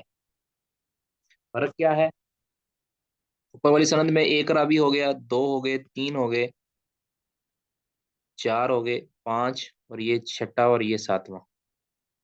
ठीक है। अब जरा गौर कीजिएगा कि यहाँ इब्राहिम है ना, इब्राहिम, इब्राहिम का शागिर्द है अब्दुल्ला। ठीक है। यहाँ इब्राहिम है, इसका शागिर्द है बकर। ठीक है। अब जब अब्दुल्ला ने इसको बयान किया तो अब्दुल्ला ने कहा इब्राहिम, अब्दुर्रहमान, अबू बकर, उमर, सलमा, अबी हुरैरा। ठीक है। लेकिन जब इस हदीस को बकर ने बयान किया तो बकर कहते हैं मेरे उस्ताद ने मुझे हदीस बयान की इब्राहिम, फिर उन्होंने कहा कि मुझे अब्दुर्रहमान ने, फिर उन्होंने दरमियान में एक बंदे का इजाफा कर दिया, ये अब्दुर्रहीम का इजाफा कर दिया। ठीक है। और आगे अभी बकर बिल्कुल वैसे का वैसे बाकी पूरी सनद बयान कर दी, लेकिन दरमियान में अभी अब्दुर्रहीम का इजाफा कर दिया। ये जो इजाफा है ये है मुदरज। अब ये इजाफा गलती है, ये बकर की गलती है। यानी यही हदीस जब इब्राहिम के शागिर्द अब्दुल्ला या दूसरे तीसरे शागिर्द और बयान करते हैं तो फिर वो अब्दुर्रहमान और अबू बकर के दरमियान, अब्दुर्रहमान और अबू बकर के दरमियान किसी रावी का इजाफा नहीं करते। लेकिन यही हदीस या यही सनद जब बकर बयान करता है तो बकर इब्राहिम अपने उस्ताद से बयान करता है और फिर वो अब्दुर्रहमान से बयान करता है, लेकिन दरमियान में अबू बकर और अब्दुर्रहमान के दरमियान में अब्दुर्रहीम का इजाफा कर देता है। अब ये मुदरज है, यानी ये दर्ज कर दिया गया है रावी की गलती की वजह से। यानी ये बकर से गलती हुई है, उसने दर्ज कर दिया। अब बगैर फसल के दर्ज किया है, यानी दरमियान में फासला नहीं है। सनद का जैसे तसलसल होता है, सनद का हदसना आन के साथ जिस तरह सनद बयान की जाती है उसी तरह उसमें इजाफा हो जाता है। तो ये रावी की गलती है, इस बकर की गलती है। بکر سے غلطی ہو گئی اور اس نے درمیان میں غلطی سے عبد الرحمن کے درمیان اور ابو بکر کے درمیان عبد الرحیم کا اضافہ کر دیا. یہ ایک مثال کو دے رہا ہوں. ٹھیک ہے. یہ مدرج فی المتن یعنی سند مدرج فی سند، سند کے اندر ادراج کی یہ مثال ہے.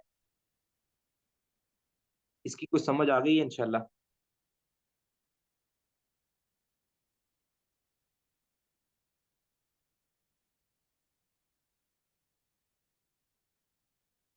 اس کے اوپر ایک کتاب لکھ لیں اور اس کو پھر ہم ختم کرتے ہیں.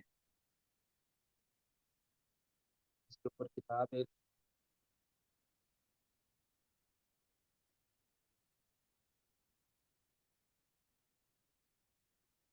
السلام علیکم شیخ. وعلیکم السلام ورحمۃ اللہ. جی شیخ اوپر جو ہے حدثنا ابراہیم اوپر ہے، اس کے جی جی بعد ابو بکر ہے، اس کے بعد ابو بکر ہے. جی جی یہاں ابو بکر کے بعد ابراہیم، حدثنا ابراہیم ہے، تو چین ہی نہیں غلط ہے نا شیخ؟ جی چین ہی غلط ہے نا، آرڈر. نہیں، ادھر ابو بکر عبد الرحمان کے بعد آ رہے ہیں ابو بکر، ابو بکر کے بعد آ رہے ہیں عمر پہلی کے اندر. نیچے کیا ہے؟ عبد الرحمان کے بعد آ رہے ہیں عبد الرحیم، اور عبد الرحیم کے بعد ابو بکر آ رہے ہیں، پھر عمر آ رہے ہیں. یعنی یہ عبد الرحیم کا اضافہ ہے. ذرا غور کیجئے گا. پھر سے ایک بار پلیز حدثنا سے یہ بولیے جو اوپر. سند ہے، پہلی سند جو ہے، پہلی سند اس کے جی اندر، پہلی سند کے اندر عبد الرحمان پہ غور کریں آپ. جی. عبد الرحمان کے بعد کون آ رہا ہے؟ حدثنا ابو بکر. ابو بکر آ رہا ہے. یعنی ابو بکر دیکھیں نا، باقی حدثنا کو تو چھوڑ دیں. جی عبد الرحمان کے بعد کون آ رہا ہے؟ ابو بکر. جی. ٹھیک ہے. اور اس کے بعد کون ہے؟ عمر. عمر. آگے سارا وہ. ادھر دیکھیں جی. ذرا. ابراہیم، ابراہیم کے بعد کون ہے؟ عبد الرحمان. عبد الرحمان. ادھر بھی اس طرح ہی تھا، ابراہیم کے بعد عبد الرحمان تھا. جی. اس طرح ہی ہے نا. اس کے بعد کون آ رہا ہے؟ اس کے بعد کون آ رہا ہے نیچے والی میں؟ اس کے بعد کون آ رہا ہے؟ عبد الرحیم. عبد الرحیم. عبد الرحیم. اوپر والی میں کون آ رہا تھا؟ ابو وہ بکر. تو ہے عبد الرحیم. اوپر عبد آ رہا الرحیم تھا کا اضافہ ہے. عبد الرحیم کا اضافہ ہے اس میں. یہ جو اضافہ ہے اس کو ہم کہیں گے مدرج. مدرج. یعنی عبد الرحیم کے بعد حالانکہ ابو بکر ویسے کا ویسا ہی آ رہا ہے جس طرح اوپر آ رہا تھا. ٹھیک ہے نا. جی.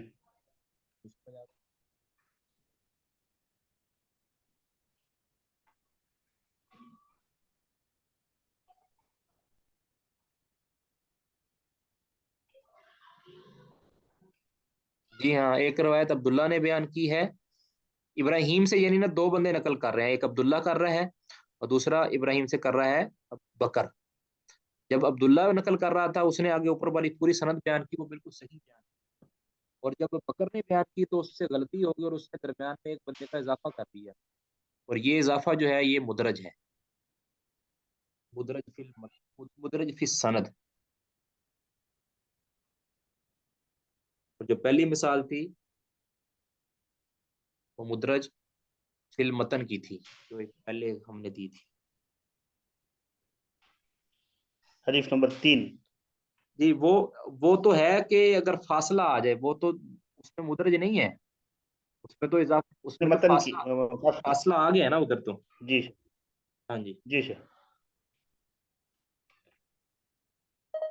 سر فاصلے والی وہ والی حدیث ہو سکتی ہے جس میں اسبغ الوضو کا ذکر آیا تھا، جس میں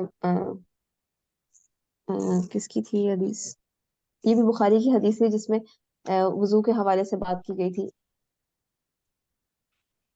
اسبیغ الوضو. جی یہ ایڈیشن ہے نا حدیث کے اندر، یعنی یہ مدرج ہے نا یہ ورڈ. نہیں، اسبیغ الوضو یہ سیدنا ابو ہریرہ سے ہے غالباً، بخاری کے اندر جو ہے نا. میں ابھی نکال کے آپ کو.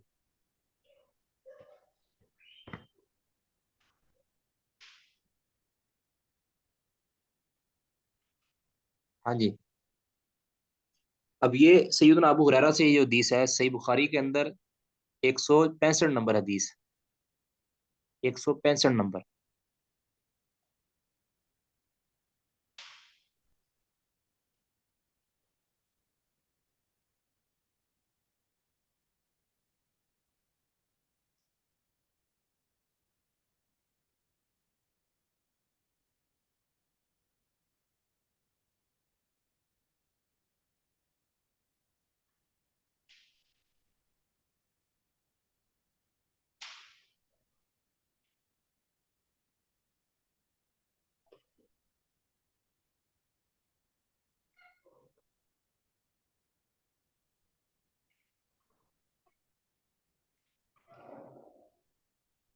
جی اس میں تو مدرج کا نہیں، یہ مدرج کی مثال نہیں بنتی جی، کہ فی الحال تو مجھے اس میں کوئی ایسی چیز نظر نہیں آئی کہ جس کی وجہ سے اس کو مدرج کی مثال بنا سکیں. وہ پوری حدیث میں پڑھ دیتا ہوں. سیدنا ابو ہریرہ رضی اللہ تعالیٰ عنہ بیان کرتے ہیں وکانا یمر بنا والناس یتوضؤون من المطهرۃ، قال حضرت ابو ہریرہ نے فرمایا اسبغ الوضوء، وضو کو اچھا کرو، عمدہ یعنی عمدہ طریقے کے ساتھ وضو کرو. فإن ابو القاسم صلی اللہ علیہ وسلم قال، کیونکہ ابو القاسم صلی اللہ علیہ وسلم نے فرمایا ویل للعقاب من النار، کہ جہنم کی ویل نامی وادی ہے ان ایڑیوں کے لیے جو خشک رہ جاتی ہیں. تو اس میں فی الحال مجھے مدرج کی مثال نہیں ملی، لیکن کسی اور سند میں مل جائے واللہ اعلم. سر اس کو بلوغ المرام میں اس بلوغ الوضو نہیں مطلب کہ مدرج کے اس میں ہی پڑھا تھا ہم نے، اس لیے پوچھا. جی فی الحال جو ہے نا میرے ابھی ذہن میں اس کی سرچ کروں گا انشاءاللہ، پھر آپ سے عرض کروں گا انشاءاللہ ضرور. جی باقی ایک میں مثال دے دیتا ہوں آپ کو مدرج کی، جو جس میں ادراج کیا گیا ہے واضح طور پر، یعنی مدرج المتن کی.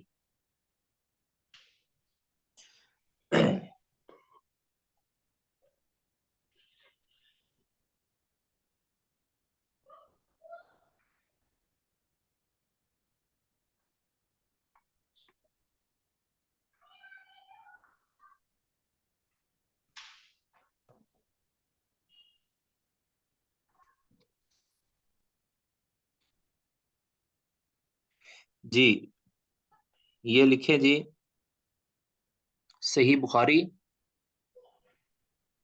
یہ مدرج کی مثال ہے.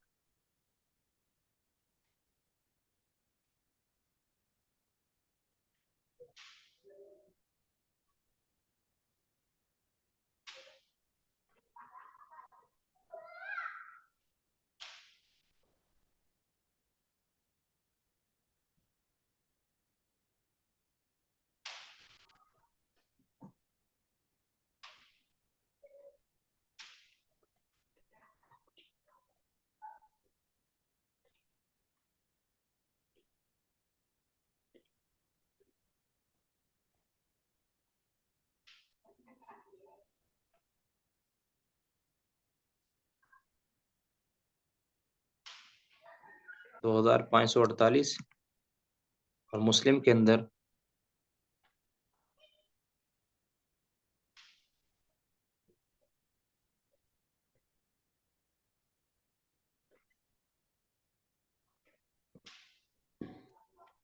1665. اب اس کو ذرا بڑے غور سے سمجھنا ہے آپ نے. یہ سیدنا ابو ہریرہ رضی اللہ تعالیٰ عنہ حدیث ہے.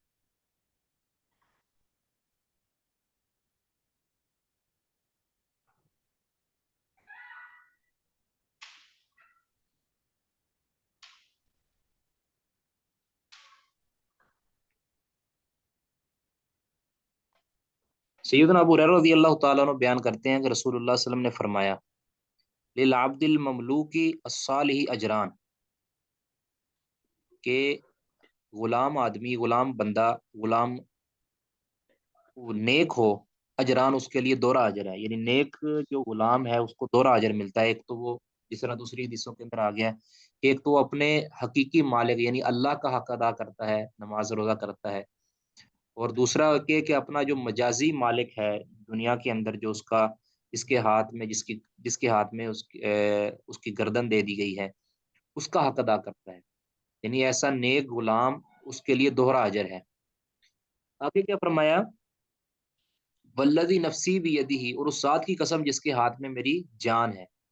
آگے والا جو الفاظ ہے نا، آگے والے اب درمیان میں آپ کو کوئی فاصلہ نظر نہیں آ رہا. یہ جو میں نے الفاظ نقل کیے نا، یہ صحیح بخاری کے الفاظ ہیں، یاد رکھیں. یہ صحیح بخاری کے، صحیح مسلم کے الفاظ یہ والے نہیں ہیں. صحیح مسلم کے الفاظ میں مدرج کلمہ نہیں ہے، یہاں مدرج ہو رہا ہے. اب یہاں تک جو الفاظ تھے یہ والے، العبد للعبد المملوک الصالح اجران، یہ الفاظ صرف رسول اللہ صلی اللہ علیہ وسلم کے یہ الفاظ ہیں یہاں تک صرف.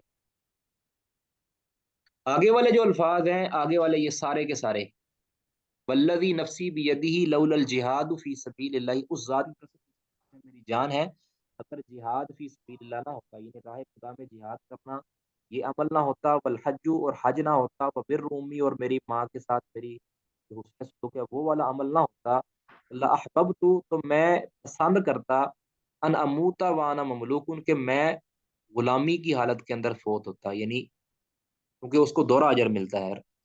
تو یہ جو الفاظ ہیں یہ سیدنا ابو ہریرہ رضی اللہ تعالیٰ عنہ کے الفاظ، لیکن اس کو اس پیرائے کے ساتھ بیان کیا گیا، اس طرح اس سیاق کے ساتھ بیان کیا گیا ہے کہ یہ ہمیں مرفوع یعنی رسول اللہ صلی اللہ علیہ وسلم کا فرمان ہی لگ رہا ہے سارے کا سارا. حالانکہ یہ رسول اللہ صلی اللہ علیہ وسلم کا فرمان صرف اور صرف یہ ٹکڑا ہے، للعبد المملوک الصالح اجران. آگے والا جو حصہ ہے اب یہ مدرج ہو گیا ہے، درمیان میں درج ہو گیا ہے، یہ 7 درج ہو گیا ہے، اور یہ حصہ بن گیا اس کا. اب یہ پہچاننا عام بندے کے لیے مشکل ہو جاتا ہے. وہ یہ سمجھتا ہے کہ یہ رسول اللہ صلی اللہ علیہ وسلم کا ہی فرمان ہے، کہ رسول اللہ صلی اللہ علیہ وسلم نے فرمایا کہ اگر میں میرے اس ذات کے قسم جس کے ہاتھ میں میری جان ہے، اگر جہاد فی سبیل اللہ نہ ہوتا، حج نہ ہوتا، اور اپنے ماں کے ساتھ میرا حسن سلوک والا عمل نہ ہوتا، تو میں غلامی کی حالت کے اندر موت پسند کرتا. یعنی یہ لگتا ہے کہ یہ رسول اللہ صلی اللہ علیہ وسلم کا. اب صحیح بخاری کے اندر تو بالکل اسی طرح ہے، ٹھیک ہے، صحیح بخاری کے اندر اس طرح ہے، لیکن آگے جو صحیح مسلم ہے اس کے اندر یہی روایت، اس کے اندر فرق آ گیا ہے، یعنی فاصلہ آ گیا ہے، ایک ایسا لفظ آ گیا ہے وہاں اس کے الفاظ کیا ہیں وہ میں بتا دیتا ہوں. صحیح مسلم کے الفاظ کیا تھے، میں ادھر پیسٹ کر دیتا ہوں.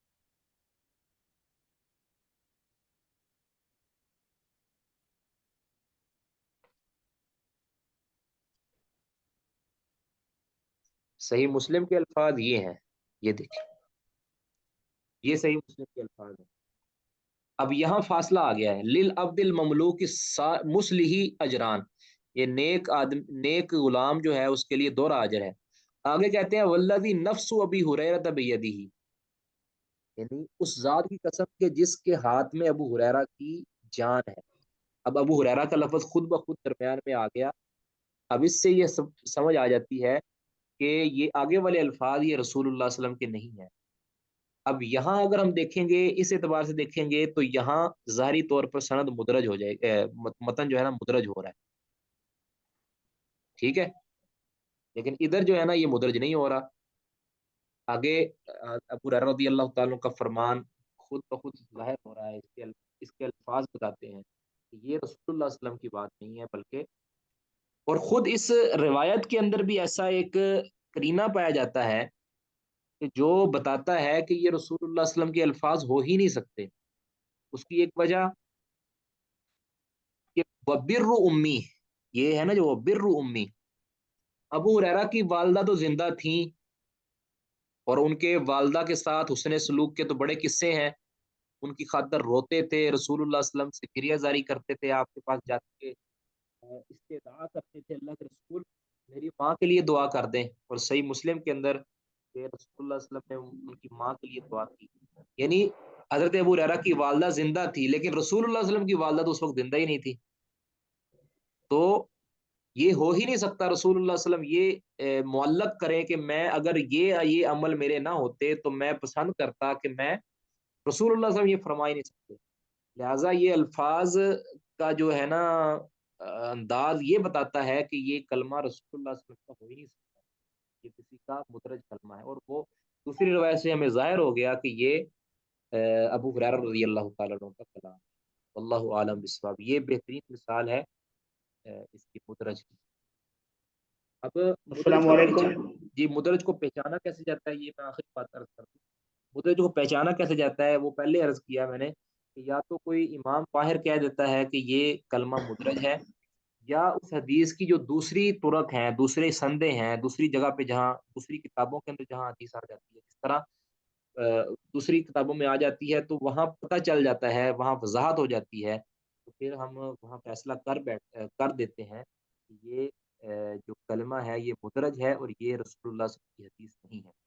اچھا یہ دیکھیں، جس طرح بخاری کے اندر آیا تو ہمیں یہ لگا، ظاہری طور پر یہ لگا کہ شاید یہ رسول اللہ صلی اللہ علیہ وسلم کا فرمان ہوگا، لیکن جب مسلم کے اندر یہی حدیث گئی تو پھر وہاں الفاظ کا فرق آ گیا اور ہمیں پتہ چل گیا کہ یہ حقیقتاً والذی نفس ابی ہریرہ ہے۔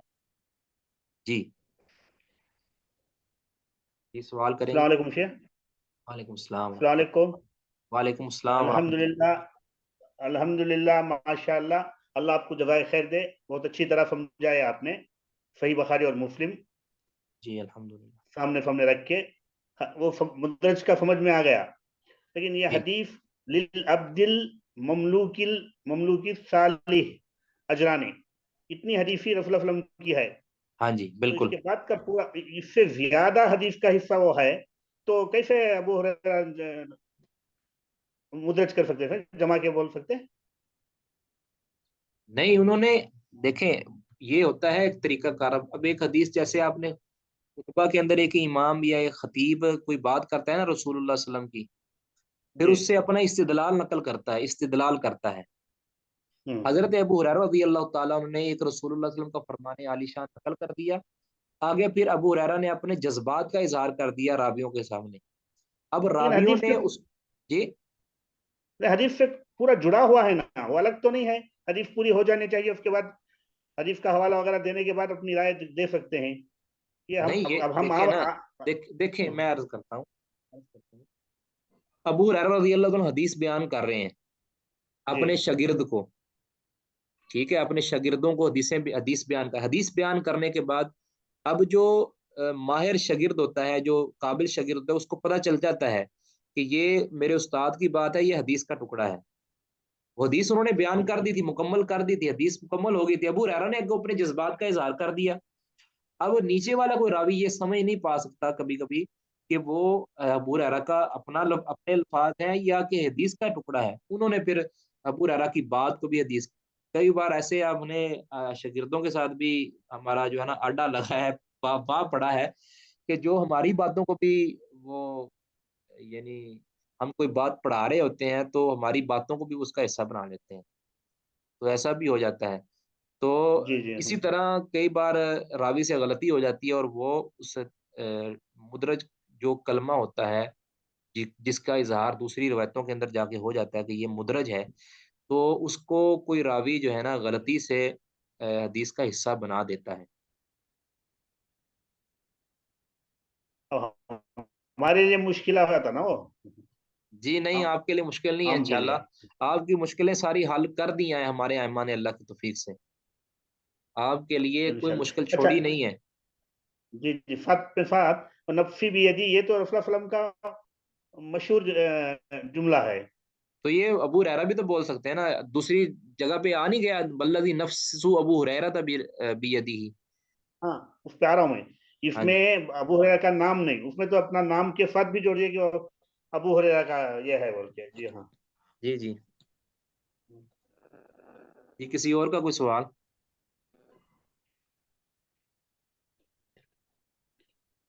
اچھا ایک السلام میں، علیکم جی جی سر.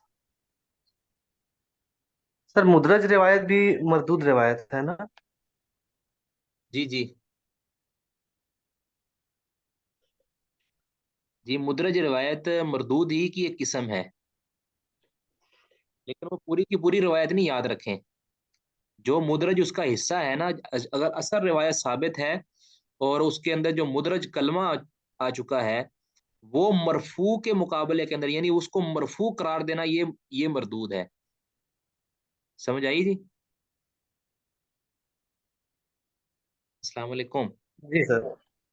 میں نے کہا بھی جو مدرج ہوتا ہے نا کلمہ، مدرج کلمہ، اس کو مرفوع قرار دینا یہ مردود ہے۔ اب اس روایت کے اندر والذی نفسی بیدہ، لولا الجہاد، اس کو مرفوع قرار دینا یہ باطل ہے، اس کو مرفوع نہیں قرار، اور مرفوع یہ ہے بھی نہیں، دوسری روایتوں کے ساتھ ہمیں یہ پتہ چل گیا کہ یہ مرفوع ہے بھی نہیں، ٹھیک ہے نا؟ اب اس کو مرفوع قرار دینا یہ مردود ہے، یہ دیکھیں، اگر کوئی اس کو مرفوع قرار دیتا ہے تو یہ، جی میں کتاب بتانے لگا تھا، وہ کتاب میں ابھی لکھتا ہوں انشاءاللہ، اس پر ایک کتاب لکھ لیں جو جس کے اندر یہ مدرج وغیرہ کے کلمات سمجھ آتے ہیں، اس کتاب کا نام ہے فصل الوصل لما ادرج فی النقل، یہ ہے خطیب ابوبکر بغدادی، 463 ہجری ان کی وفات ہے۔ فصل الوصل لما ادرج فی النقل،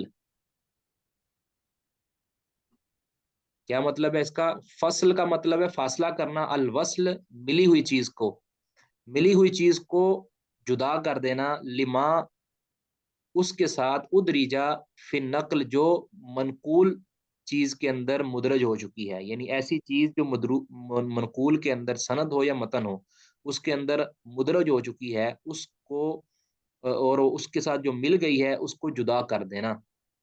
فصل الوصل، ملی ہوئی چیز کو جدا کر دینا، لما ادریجا فی النقل، جو کہ نقل کے اندر درج ہو چکی ہے۔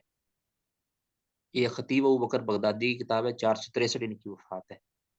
اچھا، آخری بات کہ وہ معاذ بھائی نے نا گروپس بنا دیے ہیں، اور انہوں نے آپ کی جو یہ ورچوئل جہاں سے آپ لنک جو ہے نا کلک کرتے ہیں، وہاں پہ میسیج بھی ایک چھوڑا ہے کہ جو میل اور جو فیمیل ان کے الگ الگ گروپ بن گئے ہیں، وہ ان کے ساتھ رابطہ کر لیں، اپنا اپنا نمبر وغیرہ جو ہے وہ یا نام بتا دیں، تاکہ ان کو جو ہے اپنے اپنے گروپوں کے اندر شامل کر لیا جائے، اور اس کے اندر آپ پھر اپنا مذاکرہ کر سکیں۔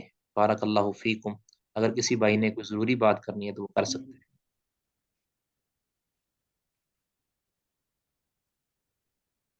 جی ٹھیک ہے، کلاس ختم کرتے ہیں۔ بارک اللہ فیکم، ایدکم اللہ۔